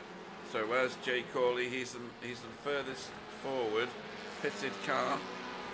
And PVG is leaving the pits now. We can't see him because of that massive Abbey sign there. But he'll already have joined the track, and he should be visible to us. Maybe not. Where is he? There he is. 3 seconds ahead. So PVG stays ahead of the majority of the field. That was a good stop, I think. It was. I've just moved on to the wrong battle because I should be looking at this one with Tony Walker and Roger. Spencer McCarthy's already past Chris Needham. Oh, Roger's making a bit of progress now, isn't he? They're well into the top 10. Him and Tony, wow, they've been outstanding drivers for the Anfield. We've run to the end of everybody's fuel, I think, apart from Jamie Jeffrey and Stephen Walker, who have decided they're going to stick with staying out. They've got magic fuel. Yeah, well, I think Jamie Jeffrey might pick up leading a lap next time round. So where is everybody else? While Miguel Freitas, who is that that's just come around that corner? That's JB Dejoux. So Pete Van Gool is still only coming around this corner. So there's quite a distance between Miguel and Pete.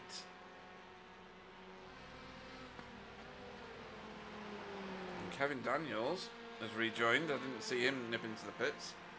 And he has come out 5 seconds behind Miguel and 5 seconds ahead of Pete Van Gool. So yes, no man's land. The man in the middle there. Yeah, but in a good way for Kevin Daniels. Yes, well, you know, he was keeping well up with Miguel for a long time.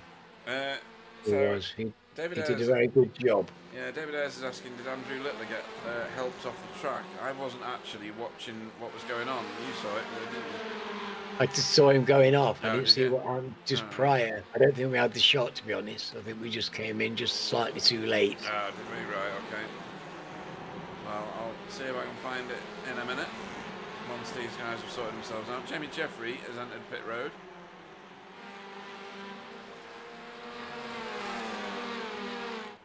So that's Jamie. Where is Miguel? Miguel is coming round. Yeah. About to enter. He's Jamie Jeffrey not moving. You wouldn't expect him to. He should be moving there. Now. He goes yeah, now. Yeah. He's moving. And there's JB in the pits. Yeah, and that's Kevin Daniels, and they're about to come out on the same piece of tarmac, nearly. Jamie Jeffrey's done a great job there. This is... I'll be glad to see him because this is a good little race these two can have here now. Yeah, I think Kevin might be happier with the points. Yeah, I'm sure he won't be happy to see Jamie. No. So, but you know, he's got great pace. So, how long we got? Can he hold him off for 5 minutes? That's the question. Yeah, that's all we've got left, folks. 5 minutes. Oh, I think that last 25 have gone. Yeah, Fiona says that Andrew Littler got rear-ended, so if we can Andy. throw the break, we'll have a look. Oh, that's a nice dive. A bit of a send. Oh.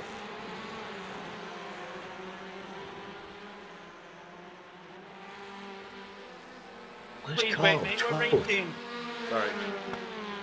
What did you say? Surprised to see Carl down in 12th. Yeah, he's had a bit of a tough time in the traffic, I think.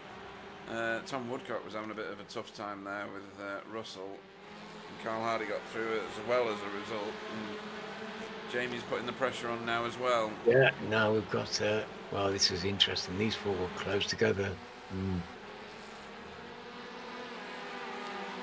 I don't know how you call that one because... No. Wobbly has got himself into 7th, is that? No, 9th, sorry, 9th. And he's chasing down Roger.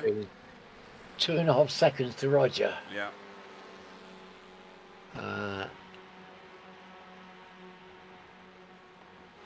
You can see how hard he's going. That car's flying. Yeah, he is absolutely on it. Oh, and Tom Woodcock goes wide at the end of Farm. No, not at the end of Farm. At the end of Beckett's. And Jamie looks like he's going to get through by Brooklands. No, we're not at Brooklands, are we? That's Abbey, isn't it? No, I don't know. I've lost all sense of direction. They're all building societies, Pete. Just yeah, this is true, actually. Yeah, it is. It's Bingham and you've got Bradford and Bingham. You've got one of your own. You own one, for heaven's sake. That's the Bingley, Bradford and Bingley. Oh, is that Bingley? Oh, yeah. Nearly close. Pretty we can't have a Bradford and Bingham. Wow, That would be look nice. at that. Stephen Walker did the shortest pit stop of anybody. He really did. He should be used to that. It's magic that pit stops. I know. Very close to the wall, but it's fine. And he's going to come out in third, is he? Just about. Well, he's third. come out in a hot place, hasn't he? Wobbly kneecaps a 126.9. Unbelievable pace. Unbelievable pace. He knows how to put a fast lap together. This is Wobbly. Crikey. But look at these. This is... It's going to be a heated discussion here. Yeah. Yeah. Stephen's come out in the middle of it. Definitely wants to punctuate this one. Yeah. So close to the end. This is Miguel's.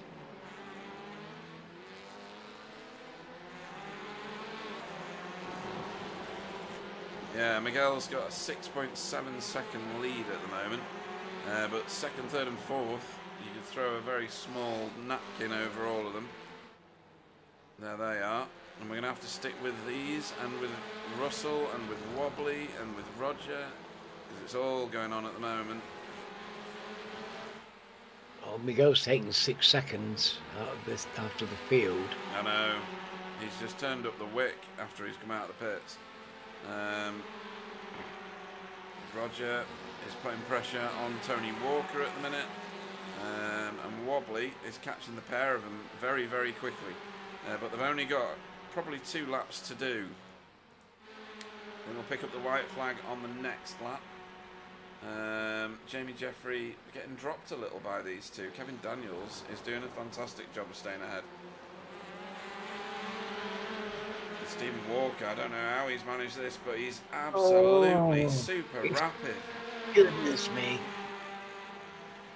Well, that's just... Oh. Kevin's giving him something serious to think about, and they've stopped it on the apex, basically, both of them. Oh, only just, crikey. Both running out of track, really. And That's Jamie dancing Jeffrey's with back with him. that is, isn't it? Goodness me. You've got to know your braking. That's all I can say about that, because if you don't know your braking inside and out, that's suicide. Very, That's fantastic. very suicidal, yeah. So, Brilliant, brilliant driving. Miguel Freitas comes around probably to take the white flag with 5 seconds to go, 4 seconds to go. Oh no, he's checkered. This is it. This is it, yeah. By 1 Fucking white second. one. By 1 second. Wow. Goodness me. Oh, blimey. Look at Stephen.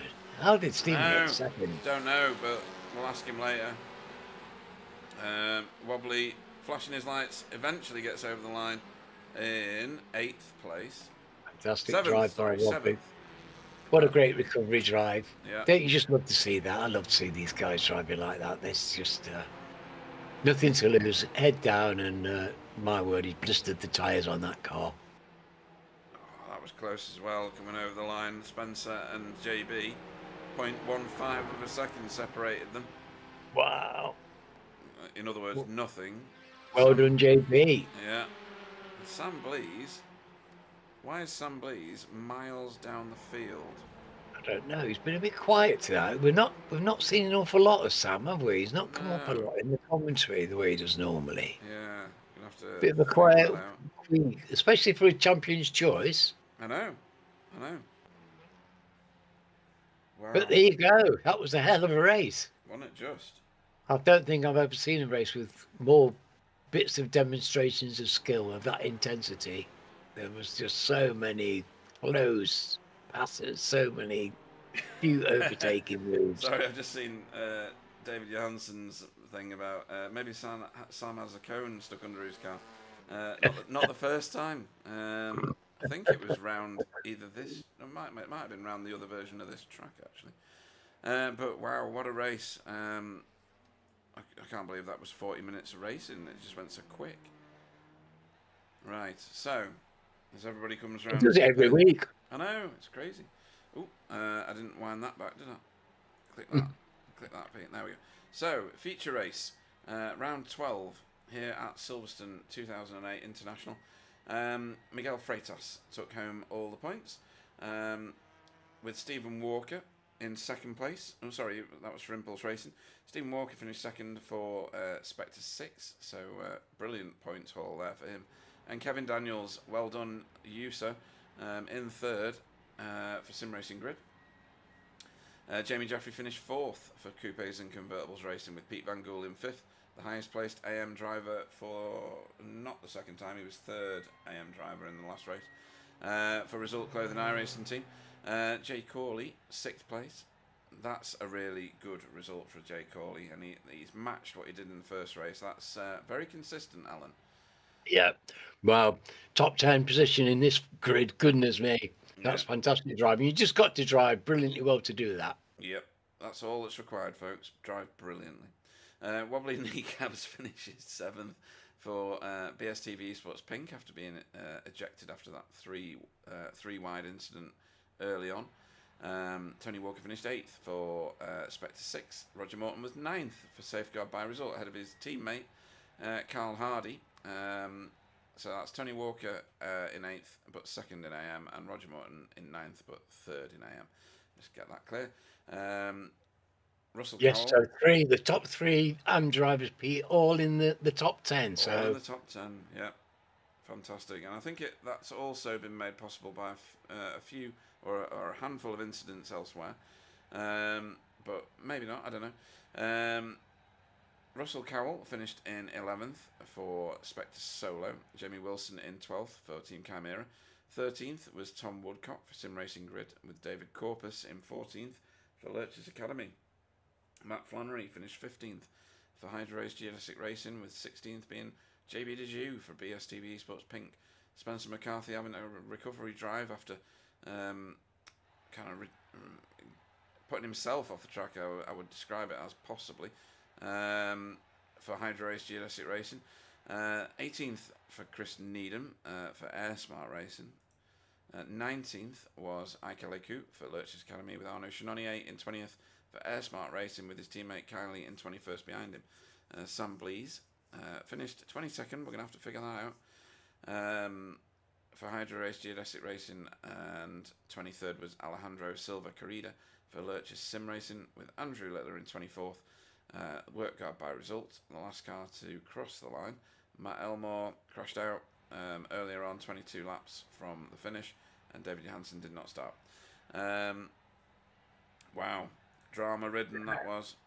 Yeah, I think we should give a round of applause to all the drivers tonight. I don't think any of them have let us down, have they? They've all absolutely driven out their skins, it seems to me. Yeah, absolutely. So I'm hoping. Really enjoyable racing, very skillful, and very exciting as well. Yeah, absolutely. Couldn't agree with that anymore. I'm trying to see where the start of the race is. Go to this. But I don't want to go to that though, do it? Because it'll say that in the top. Well, we're doing this anyway. Right, let's get on a car and press this. There we go. Right, excellent. Let's find us some people to talk to, Alan. Let's find some friends. Find some friends. Indeed. Where's BSTV? There it is. Who's in the interview room? Right, let's bring in our round 12 winner. And what did he do in the first race? 11th, after having to do a recovery drive. Miguel Freitas, good evening. Hello. Good evening. Well, Silverstone Legacy Track 2008 International gave us a fantastic night's entertainment. Tell us about your first race, because it was a bit of a scrap for you, wasn't it? You had to recovery drive that one. Yeah. So I had not the best turn one, and I lost the position to Sam Blees. Then Spencer made it on the inside of the third corner. Mm-hmm. And then he had the nose there. I was like, okay, I'm keeping my line. So he has a bad hairpin. He was like, I will keep my line to make me have a bad hairpin. Uh-huh. And with a little bit of netcode, we just connected, and I got spun around. To be honest, it was bad on me, because I knew if I got touched there, I would spin, and I still stay there. So I risked it, and I suffered with it. So me and Alan were saying that we could have skipped side by side, hand in hand, between your two cars. There was plenty of solid air between them when you made contact in inverted commas. But yeah, I mean, to recover it back to where you did, 11th place, it was exciting for us to watch. We were saying that both you and Spencer are mesmerising to watch, making your way back through fields, and we got a double dose of it, really, because in the second race you started in, was it 4th or 5th? Fifth. And really, Kevin Daniels gave you a bit of a run for your money for the first half of it. I'm sure there was some fuel saving involved on your part, but yeah, talk us through that one, because in the end, when you and Kevin had both pitted, he was right behind you, and then you just decided, I've got some more gears here, all of a sudden, and you were off. Yeah, I'm sorry to admit that I wasn't saving behind Kevin. He was really fast. I had some pace advantage in one or two corners where I felt I was really faster, but I just couldn't overtake. So yeah, I had to wait and for the perfect opportunity to force my move. Yeah. And after I overtaked him, I was slightly faster, and then after the pits, the car was just feeling amazing, and I got some time off up there. Right. Okay. Yeah. It was fantastic to watch Miguel. It really was great. Yeah. He was trying so hard and battling so hard. You know, it was a thrill for him to be behind you and trying to keep up. It was great to watch, and you both drove superbly. Yeah. Yeah. To be honest, for us. Yeah, thank you. To be honest, to him, when I made the movie, he just let me go. He didn't want to lose too much time, because if he wanted there, he could have fighted a little bit more. Sure. But yeah, he wanted to not lose too many time to the others. Sensible policy. Well, fantastic racing, like I said. Always a thrill to watch you guys race. Next time out, we've got Virginia International Raceway, VIR. It's the full course. It's the new track, so nice and grippy, not like the old one. No tree though. Boo! Like the tree. You could have left the tree. Yes, guys. Mr. Tree. It's one of my favourite tracks, even though this is a famous track for me. I'll let other people tell you why. What are your thoughts on Virginia? I loved it. Yeah. I have been racing it. I think the last 2 seasons on iRacing had that track, and yeah, it's just a really good track. Last time I raced it on this league, I wasn't so lucky with a crash in the last lap of the feature race, but I remember that. Hopefully, hopefully some better luck this time. Yeah, coming out of Hogpen. Yeah, I remember that. That was Well, better fortunes next time. Yeah. Anybody? Well, there you go. That's three. We all love VIR, so that's something, isn't it? You don't often get that. Yeah, absolutely. Fantastic. We're looking forward to it even more now. Yeah. Anybody you want to have a shout out to before we let you go and start practicing at Virginia? Yeah, you guys, my team, Weeb for sharing his setup to everyone, which was an amazing setup. And to Kevin, because he was really fast tonight, and it was really nice to see him get into the podium. Yeah, well said. Yeah, lovely thought. Very nice thought. Yeah, very much so. And we will see you next time out, and we'll be waiting with bated breath. Miguel Freitas. See you. Good night. Right, next in. It's always nice to interview Miguel, isn't it? It's Yeah. it's always full of praise for the other drivers. I do find that so nice. Yeah, it is. It's refreshing, you know. Very humble individual. Yeah. And we like humble people, don't we? Yeah. I'm very Yeah, humble. well, especially when they've got something to be humble about. Yeah, not humble is our next interviewee, which is Wobbly Kneecaps. Good evening. Good evening. Yeah, because I did a really good salvage result and stuff. Yeah, I'm not gonna be humble. Yeah, thanks for Miguel's win and good evening. So race 1. Did you poll it? Yeah, you did, didn't you? Yeah, I pulled that. And the thing was, I was doing a really quick lap right at the end, and it got cut off like I think a meter or two before the finish line, because it ended up being 0.04 of a second between me and Steven, but I was basically a 10th.5 up on that lap. But it didn't count because I was too late. I didn't miscalculated how much time I needed on that slowdown on the cooldown laps. Anybody think that was because somebody had to have you advance one of the sessions? But we won't talk about it. So yeah, you romped away with that one, really. There was a bit. It was the classic, wasn't it? Classic wobbly, set the fastest lap, and then just drive so quick nobody could overtake you.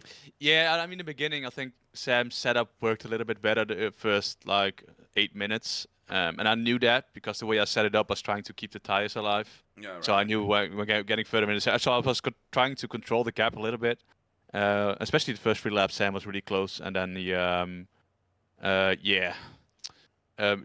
made a mistake, and I just kept on doing my laps. Was a little bit safe on cops, but yeah, it was a good win, good race. No mistakes, to be honest. Mm-hmm. No, it was very handsome. And then in the second race, I'm keen to have you have an understanding from you of what was in your head. No, well, we and Spencer and Sam and JB were in Discord.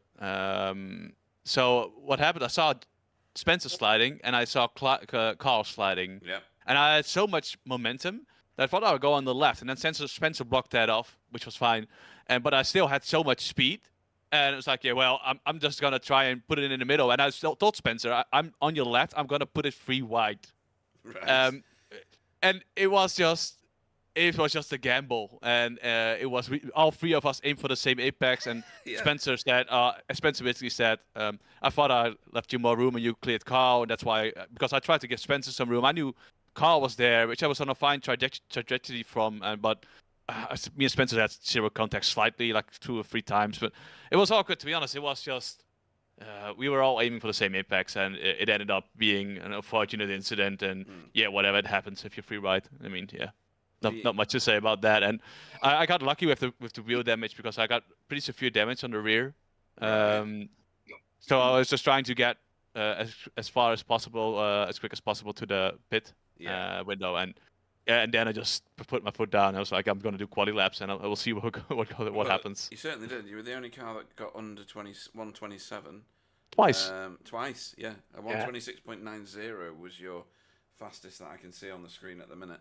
But yeah, it was good watching you come through the field, and recovered it to what is that? Seventh, yeah. Well, not bad. 10. Being second to last in to lap 3. So it's pretty decent result after. And I had fun. I mean, I was taking a little bit of a different line through certain corners than other people were. So I think I put off Russ a couple of times, and I put off some other people and scared them. But I don't know. It was a good result, to be honest. It's a good fun track, though, isn't it? So we enjoyed watching you do it, because you were on the edge when you were putting those fast laps, and it was clear the car was right on the edge, and it was great. It was exciting to watch. You could see you were pushing on.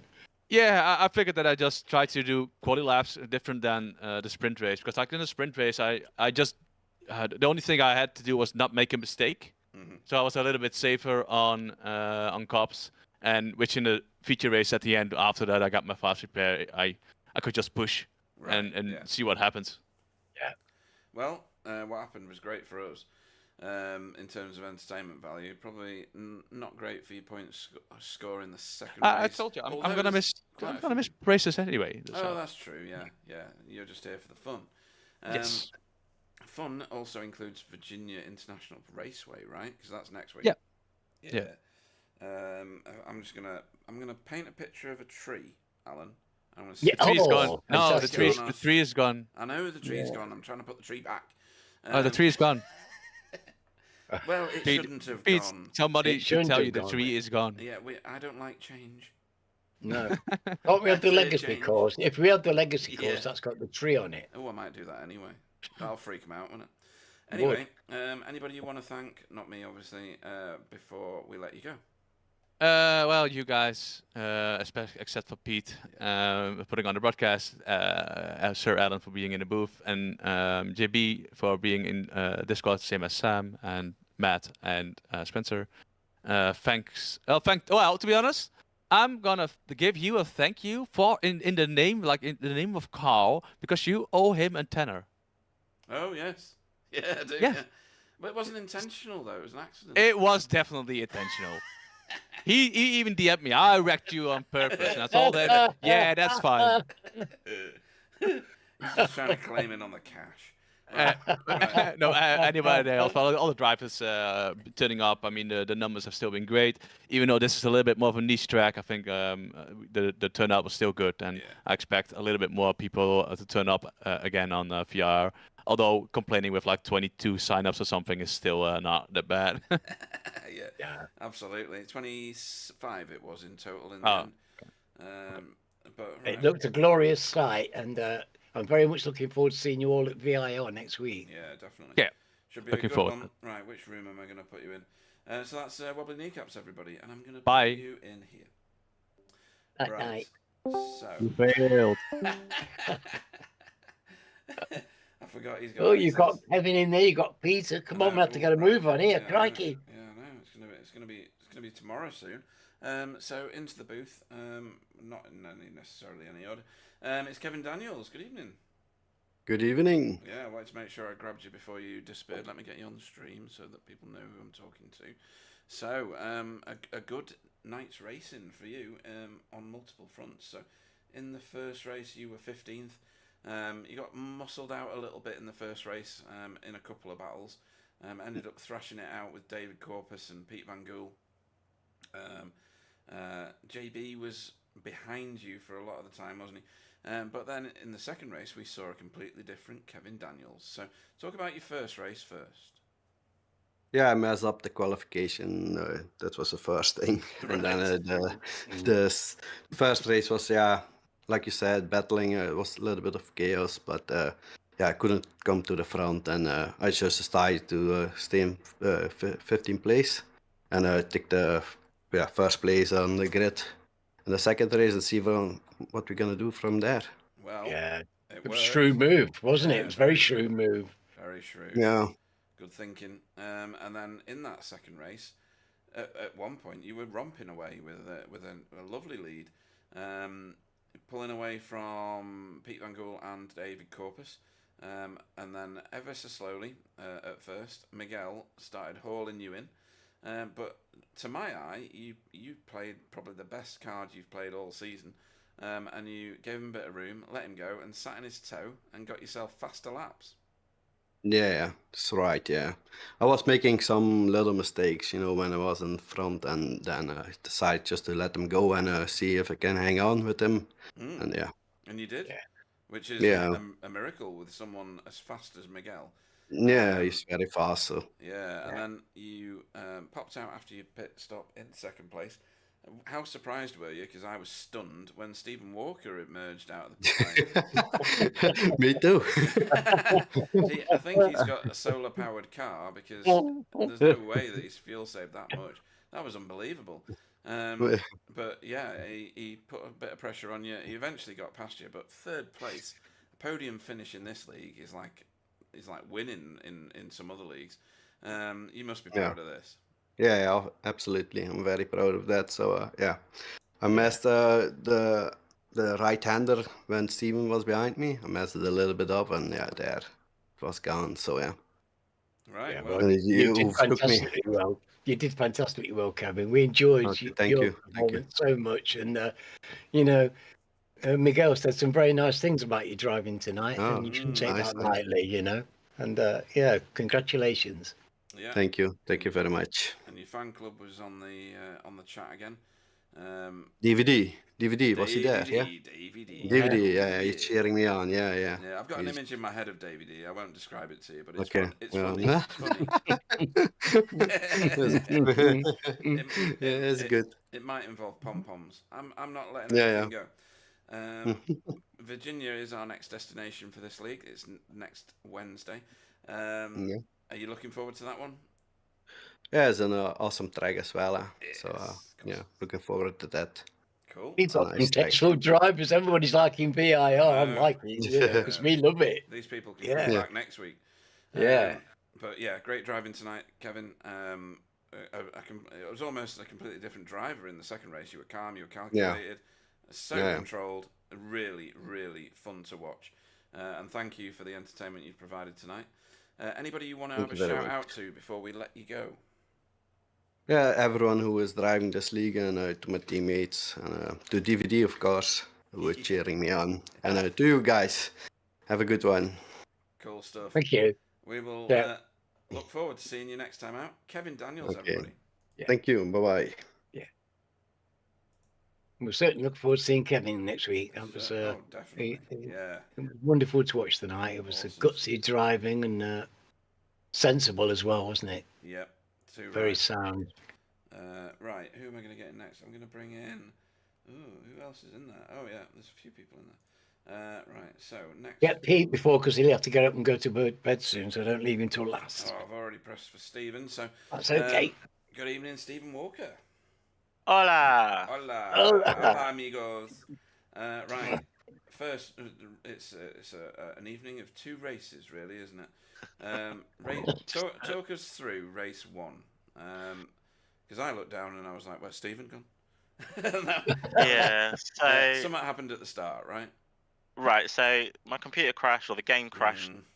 At the end of qualifying, I think it was a minute of qualifying left.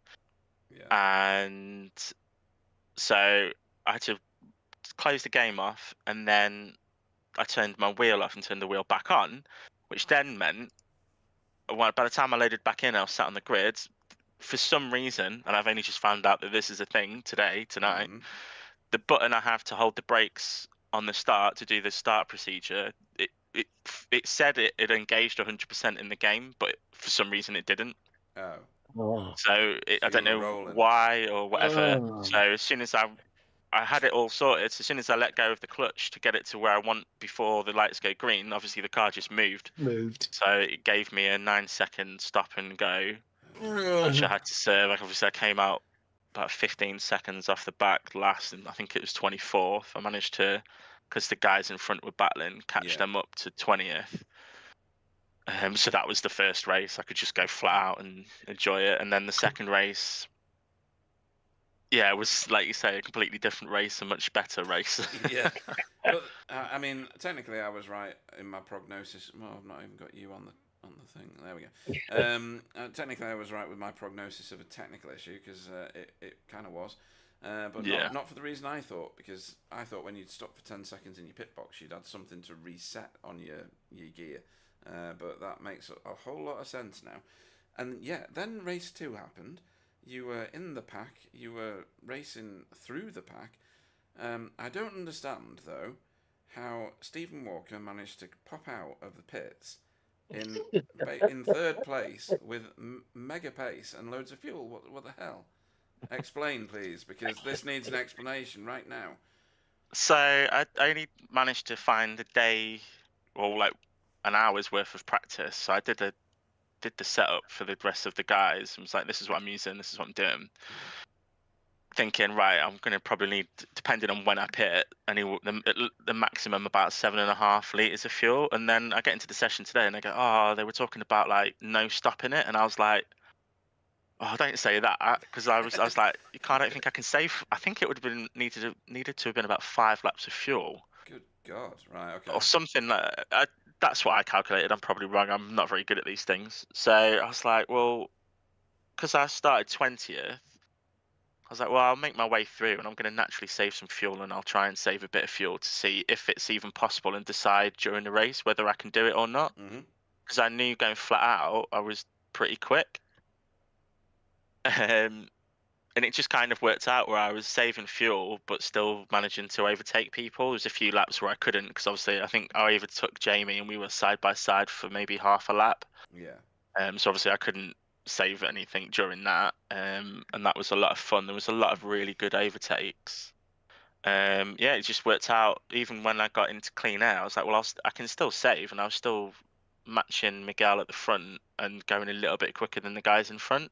So each lap I was still making time and thinking, well, if I'm saving fuel while doing that, I'm going to make up even more time in the pits. That's impossible, Stephen. Well, that's what I thought, but I was doing it. I don't know how or why, but it was working. And I could have actually put in 1 litre less. When I pitted, I put in the game. Well, my stuff said 5. I put in 4, and because I came out and the next lap was the last one, I could have gone with 3. But my exit out of the pit wasn't amazing. But obviously with the shorter pit, I made up even more time and came out between, I think it was Jamie and Kevin.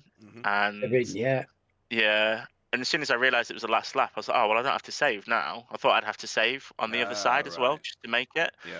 But because the lap after I came out of the pits was the last one, I could just go flat out. So I was like, I've only really got one chance, and I'd passed a few people doing it anyway. It was the corner, the right-hander onto the back straight. Yeah. And I just got a better exit and got a much better run, and just kind of sent it into the braking zone, really. I think I missed the apex, but I saw made that. But, yeah, and you basically both had to park it on the apex. Yeah, yeah, that's what it felt like.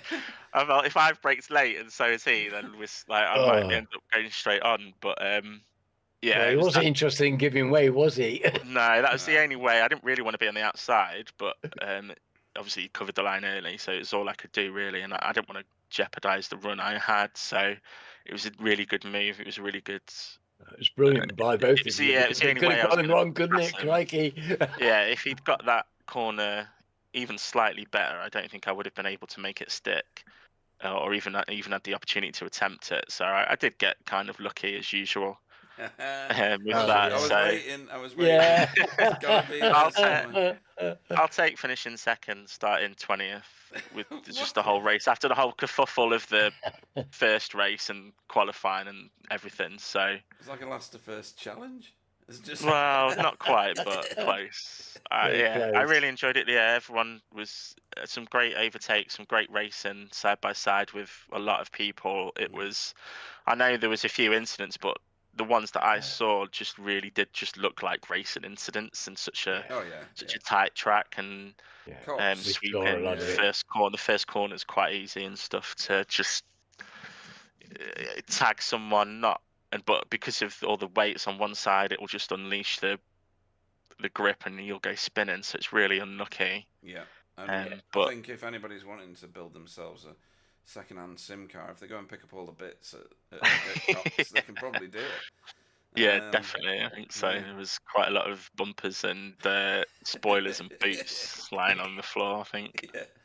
Well, fantastically entertaining, and next time I don't know whether you like Virginia or not. I can never remember with you. I used to really dislike it on any other game I've ever driven it on, but since driving it on iRacer, it's probably one of my top 5 tracks. I really like it. Okay. We're getting a run of good results here. I know we've got a field full of people that love Virginia, including the 2 people commentating on it. So I think next week's going to be brilliant. This one's had a bit of a lower attendance, but that's only because it's not part of the official schedule. Yeah, it's a really, really good choice. Yeah. I think actually, it lends itself to good racing.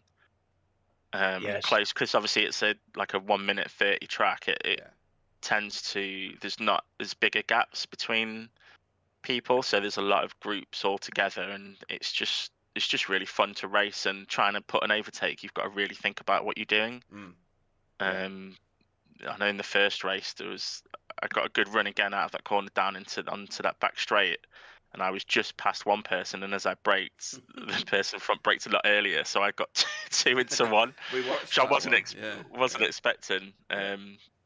Yeah, it's a great champion's choice, I think it was, wasn't it? So it was, yeah, and a good one for once. Yeah, for one. Sam picks the worst tracks in the world, please. Yeah, it's not Monza. This no one worked chicane, because extra long straights again. Yeah, we had fantastic racing tonight. We thoroughly enjoyed it.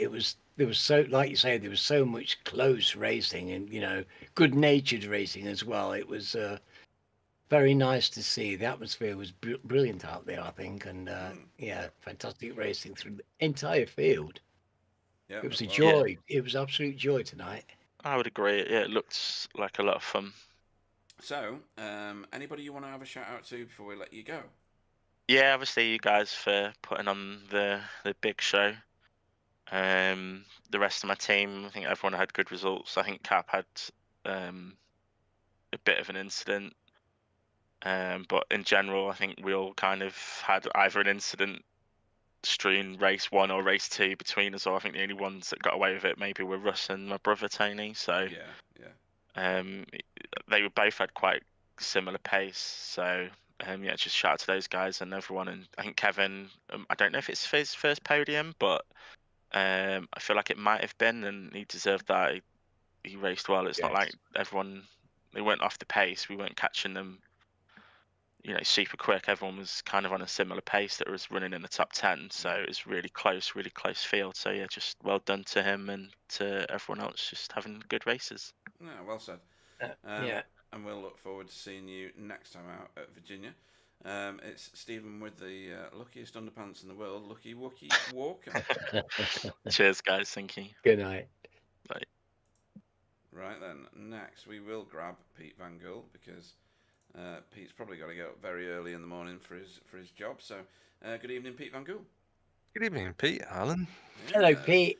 So, let me find you on the track. I'm all excited, mate. I'm all excited. Oh, man. I'm thrilled for you. Absolutely thrilled. I'm sitting here vibrating. I don't want to know what you got bought for Christmas. Yeah. So, race 1, you qualified all right. Actually, that was a good result. Yeah, happy with it. I think your sponsors, because you're still in your own paint, they probably owe you a lot more money because you were on the screen more than probably any car other than Jamie Wilson this evening. Scrapping with David Corpus in both races and confusing the snot out of Alan because he couldn't figure out which car he was looking at and which one was in front half the time. But yeah, I mean, utterly entertaining racing. And then in race 2, we'll let you talk about race 1 in a second, but race 2, you maintained your position in the thick of traffic going in both directions past you overtaking people, them overtaking you. Talk us through the first race first, but I'm really keen to see how you handled the second race. Well, I had a proper lack of practice on this track, so the only practice I did was tonight, and I had some help from Carl Hardy and Roger.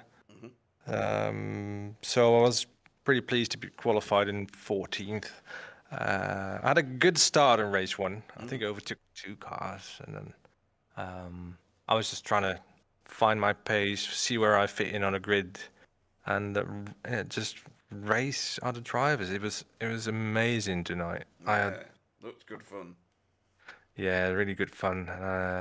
Just try to take it easy, don't overdrive the car, and I just started to feel the car more and more, and getting more connected to the car, and it paid off, especially in race 2, because looking at race 2 was starting at the front. I was a bit nervous with all these fast lads starting behind me. But it turned out pretty well. You handled yourself very well. Yeah.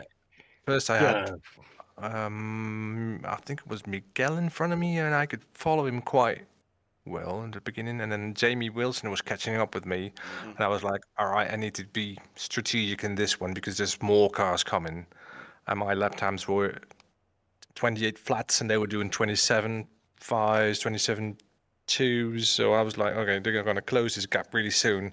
So I let Jamie through on that final corner, just tucked in behind him, and then went for it. Just trying to follow him round, and then I think Stephen was closing the gap behind me, and just tried to maintain my position there. And the plan was to stay behind Jamie as long as possible, and then when the gap went to about 2.5 seconds, and then I would plan to go into the pits, but I was keeping up with Jamie to my surprise, and I went for the fuel run and then got back in 5th. Yeah, I was kind of no one's land. And then, for the last couple of laps, I was just taking it easy, trying not to make any mistakes and maintain my 5th position. And then over the moon, man. Yeah. Yeah. Well, you know, you say you're pounding your relationship with the car. It's so obvious. Yeah, the way you're driving, it's spectacular the way you've come to grips with the car in the last couple of weeks, Pete. Thank you. It's lovely to see. It really is, and it's great for me personally to see you driving with the kind of skill and panache that I know you're well capable of, and now you're showing it in this car as well. And it's so far away from your normal fodder. I don't think people understand how difficult it is to make that change from a Mazda and X5 to driving one of these front wheel beasties. It's such a huge shift, isn't it? You know. Yeah. And you're doing a fantastic job, and I'm thrilled for you. Absolutely thrilled to see you doing this. Thank you, Alan. Thank you. I appreciate it. I'm starting to feel connected with the car. I'm trying to learn how to kind of slide it in and scrub some speed off. And I was being too aggressive on the throttle, and I was wondering, why are these cars just getting away from me? And I'm thinking them was doing the same. So I had to look at some telemetry last week, and I noticed that the other drivers were feeding the throttle in a bit more. Yeah. And being off throttle much longer than I was to get the car turned. So I tried to implement that in the racing tonight and paid off. Well, it's definitely worked. Your 5th place is a brilliant result, given the people that you're racing around at the minute. And I fully expect to see a lot more of it in future races. Speaking of which, we're at Virginia next week. Is it a choice of yours to go there? Is it a favoured track? I like it. I like Virginia. I really like it. It's going to be really good for overtaking. I think everybody likes Virginia, to be honest. Yeah, there's some people that don't, but those are weird. They're weirdos, and we don't like. Yeah, we've had a great response tonight. Everybody's so far has been through the box, has been a VIR lover, and we're liking that a lot because we are as well. Yes. Yeah, I think that the Audi is going to be in a bit of an advantage because of the long straights. That'd be nice for it for a change. Yes, and the Honda. I think it's going to be a hard track for the Hondas because of they do go quick out of the corner, but once you get up to speed, they kind of top out. Yeah, struggle a bit. Yep. Well, tonight's been a fantastic, entertaining night for us watching you race, and I'm hoping, like I said, for the same every time. Anybody you want to shout out to before we let you go? Well, you two, of course, for the immaculate broadcast, and I have to thank Carl Harley for sharing the setup with me and showing me around track in the beginning of the evening. Really helped out, and all the other drivers, because the amount of room given and the gentlemanlike driving tonight was absolutely spot on. No, well said. Well said. Yeah, it's good. That's good to hear. Yeah, it's very good to hear. Yeah. Well, because we see that, and we're sitting here watching it. It's nice when the drivers pick up on that, and it's something we're proud of in the league. We are proud of that. As I'm the new kid on the block, so I try to stay out of trouble and give more room than I would when I'm really racing someone, because I'm not really feeling in control of the car. But I had some really nice door-to-door racing and kind of bunny hopping moves, and I really appreciate that kind of driving. It puts a big grin on my face, and my face is still hurting. Yeah, good. So that's good. Yeah, that's the good sort of pain. That. But yeah, great racing, and we look forward to seeing you next time out at Virginia. Pete Van Gool. Thanks very much, Pete. See you later, lads. then last in. That's a happy Pete. That is a very happy driver. He was a very, very happy driver. And we move on to another driver who I'm now going to call. Who should be happy. Should be happy. I mean, young, handsome. Yeah. And those are two things you don't know. Prove it. And this is by no means any assessment of his physical prowess, but this is Jamie Too Wide Wilson, because every time we turned the camera on to you tonight, you were too wide with somebody. Yeah, I mean, I share that with Carl, I suppose. Yeah. Are you going to switch camera so that I can see his car? There it is. There it is. Yeah, I was trying to find it. It was taking me a while. So race 1. Right. Tell me about why you weren't on the grid.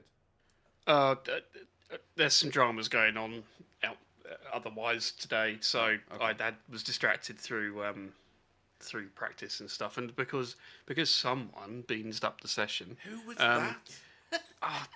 Who knows? But at Backfire, somebody beans up the session at Backfire. That never happened. I had a glance at the time remaining, and was like, "Oh, I've got a bit of time I needed to go and do something," and then I didn't realise. Of course, I presumed you forwarded the session or something at the right time, and I didn't factor that in. So I got back. I'd sat in the rig. It said grid 10 seconds. Oops. So thank God your 2-minute button thing actually wouldn't make a difference in that one. But okay. Yeah, so flustered. I thought, no, have I put enough fuel in the car? I was mucking about F4 boxes. The start's happening, stalled it. You're joking, right? Okay. So I did a running start backwards. Oh dear. Well, I had to screw something up this season. It was all going far too well for me. In fact, imagine like the start of the 100-meter sprint at the Olympics or something, but in lane 8 there's someone that does the falling off the boat backwards sort of launch instead. That was me. Yeah. Oh dear. So in that case, 18th was probably quite a good result. Yeah, I hit the Great Wall of Matte. Oh yes, you did. Matt Flannery. Yeah. As opposed to the Great Wall of Satin, which is available from all Dulux stores. Yeah.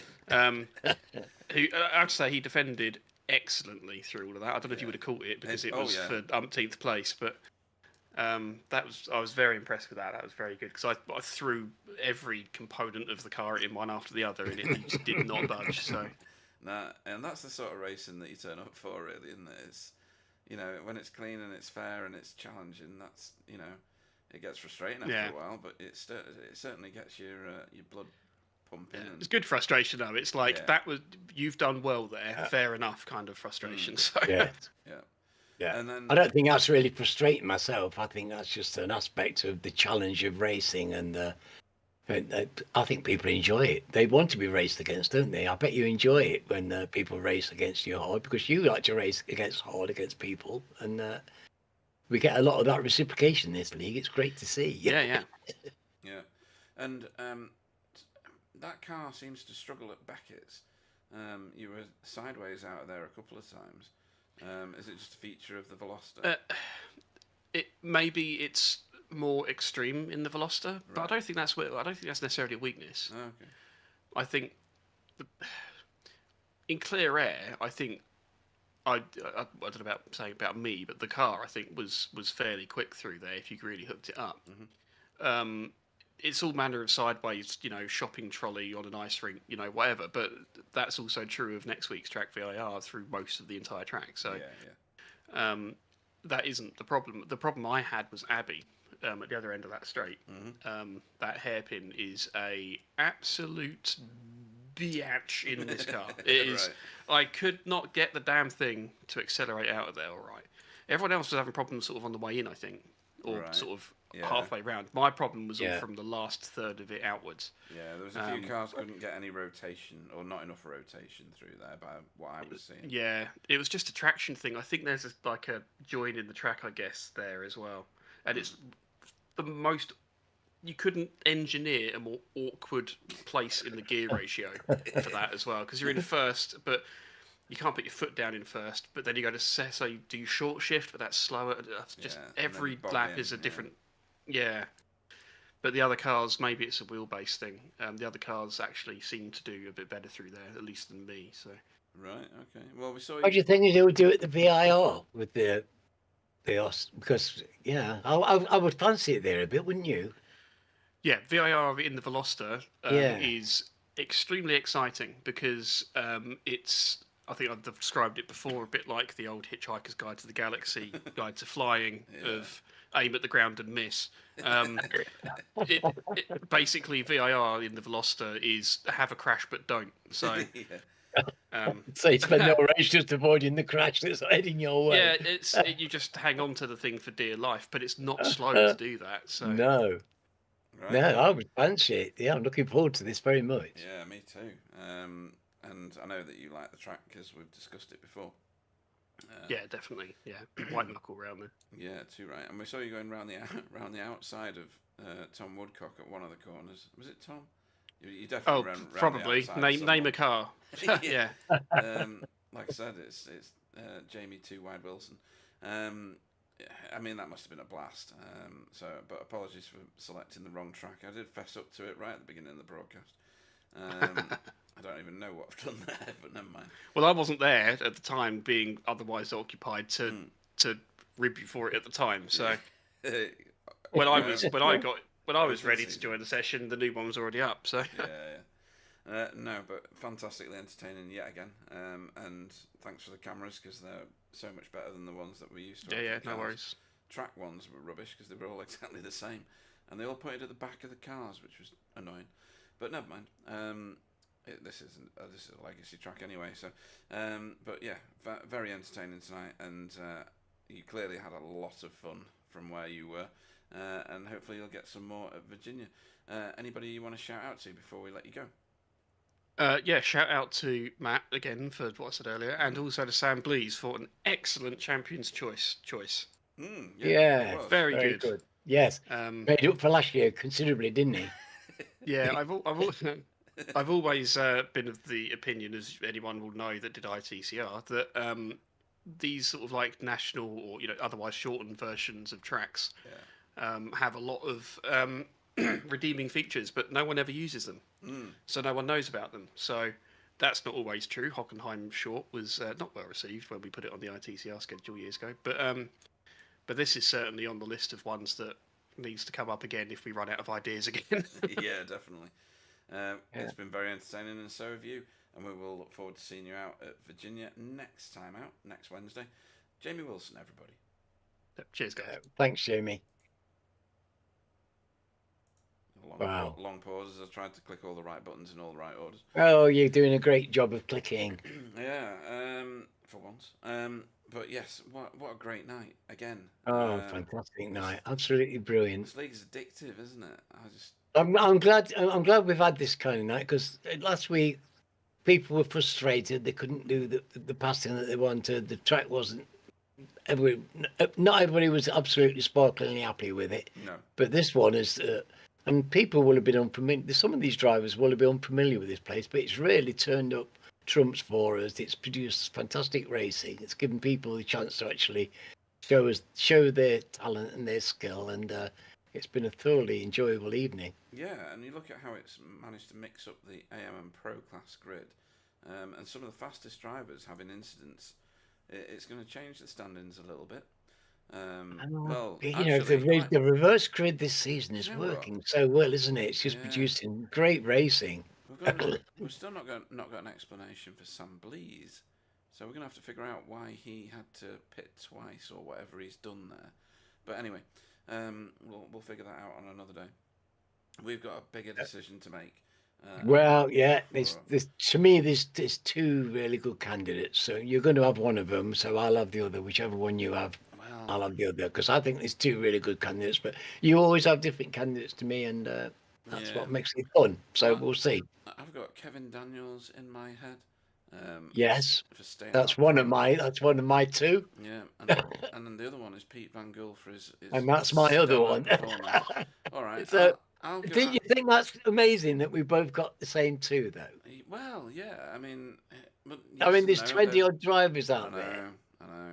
But those two. There's so many great performances. There's people who've overtaken the whole bloody field, but there's other people that we're going to choose. Yeah. Well, I'm going to place my vote in the direction of Kevin Daniels, because I think that his performance tonight, probably in both races, but obviously more poignantly in the second one, to get a podium in this league is difficult, and in a feature race it's more difficult because there's obviously more laps and more opportunity to get overtaken. He's handled himself beautifully when Miguel did actually catch him, and he's stoked it out to get a podium. For me, that's brilliant, and deserves the point that I'm about to give him. Click. Yeah, couldn't agree more. Couldn't agree more, Pete. To be honest, I think he's absolutely driven the wheels off his car, and it was smart. He let Miguel go past at the crucial minute and just tucked in, and but raced the wheels off the car, and very nice young man, lovely, very, very well deserved. And of course, I'm going to give mine to Pete. I'm thrilled for Pete. That was he's bubbling inside, and I'm thrilled for him. That's far and away his best driving in this car, and he's really visibly, you can see the difference within just 2 weeks. The way he's come, the way somebody clicks with a car and suddenly starts to feel it, suddenly starts to get the timing, suddenly everything comes to them and they're flowing. And we've seen that like a tap thing on the last 2 weeks with Pete. It's been quite remarkable, and we don't see something like that so visibly so often. And amazing. And I can't wait till next week. I know, it's going to be, I feel like a long time to wait after a race like this, or a pair of races. Well, fortunately, we've got Daytona at the weekend. I know, 24 hours of Daytona. I'll be racing that with Wobbly and Sam Blees and Vincent. Oh, it's going to be so exciting for you. I know, it's going to be class. Yeah. Did I tell you that I won the AMs last night? I forgot to tell you I won the AMs. Yeah, that's. I mean, goodness well, me. Impressive, that. Yeah, I never thought that. Somebody sent me a message telling me I won the AMs. Isn't that amazing? Yeah, that's class. Well, we're going to bring this broadcast to a close, and we're going to wait with bated breath for this time next week when we go to Virginia and see all these guys, and probably more, because it's on the official schedule, that one. So it'll attract more people to race it. This one's a bit of a niche one, as you said, and a few others have said. But what an entertaining it's turned out racing. I think it's a fantastic circuit. I really like it a lot, and it's popular with our team. There's quite a few people in the result who really like the track. So it turned out great for us, and it's been a fantastic night. Thank you very much. Thank you very much to everybody. So thanks to everybody that watched, everybody that raced. Hope you all stay safe and take care of yourselves. And we will see you next Wednesday. I'll say goodbye and let Alan say his goodbyes. Yes, folks. Wow, what a week! This was a superb evening, and I'm buzzing. I'm thrilled for Pete.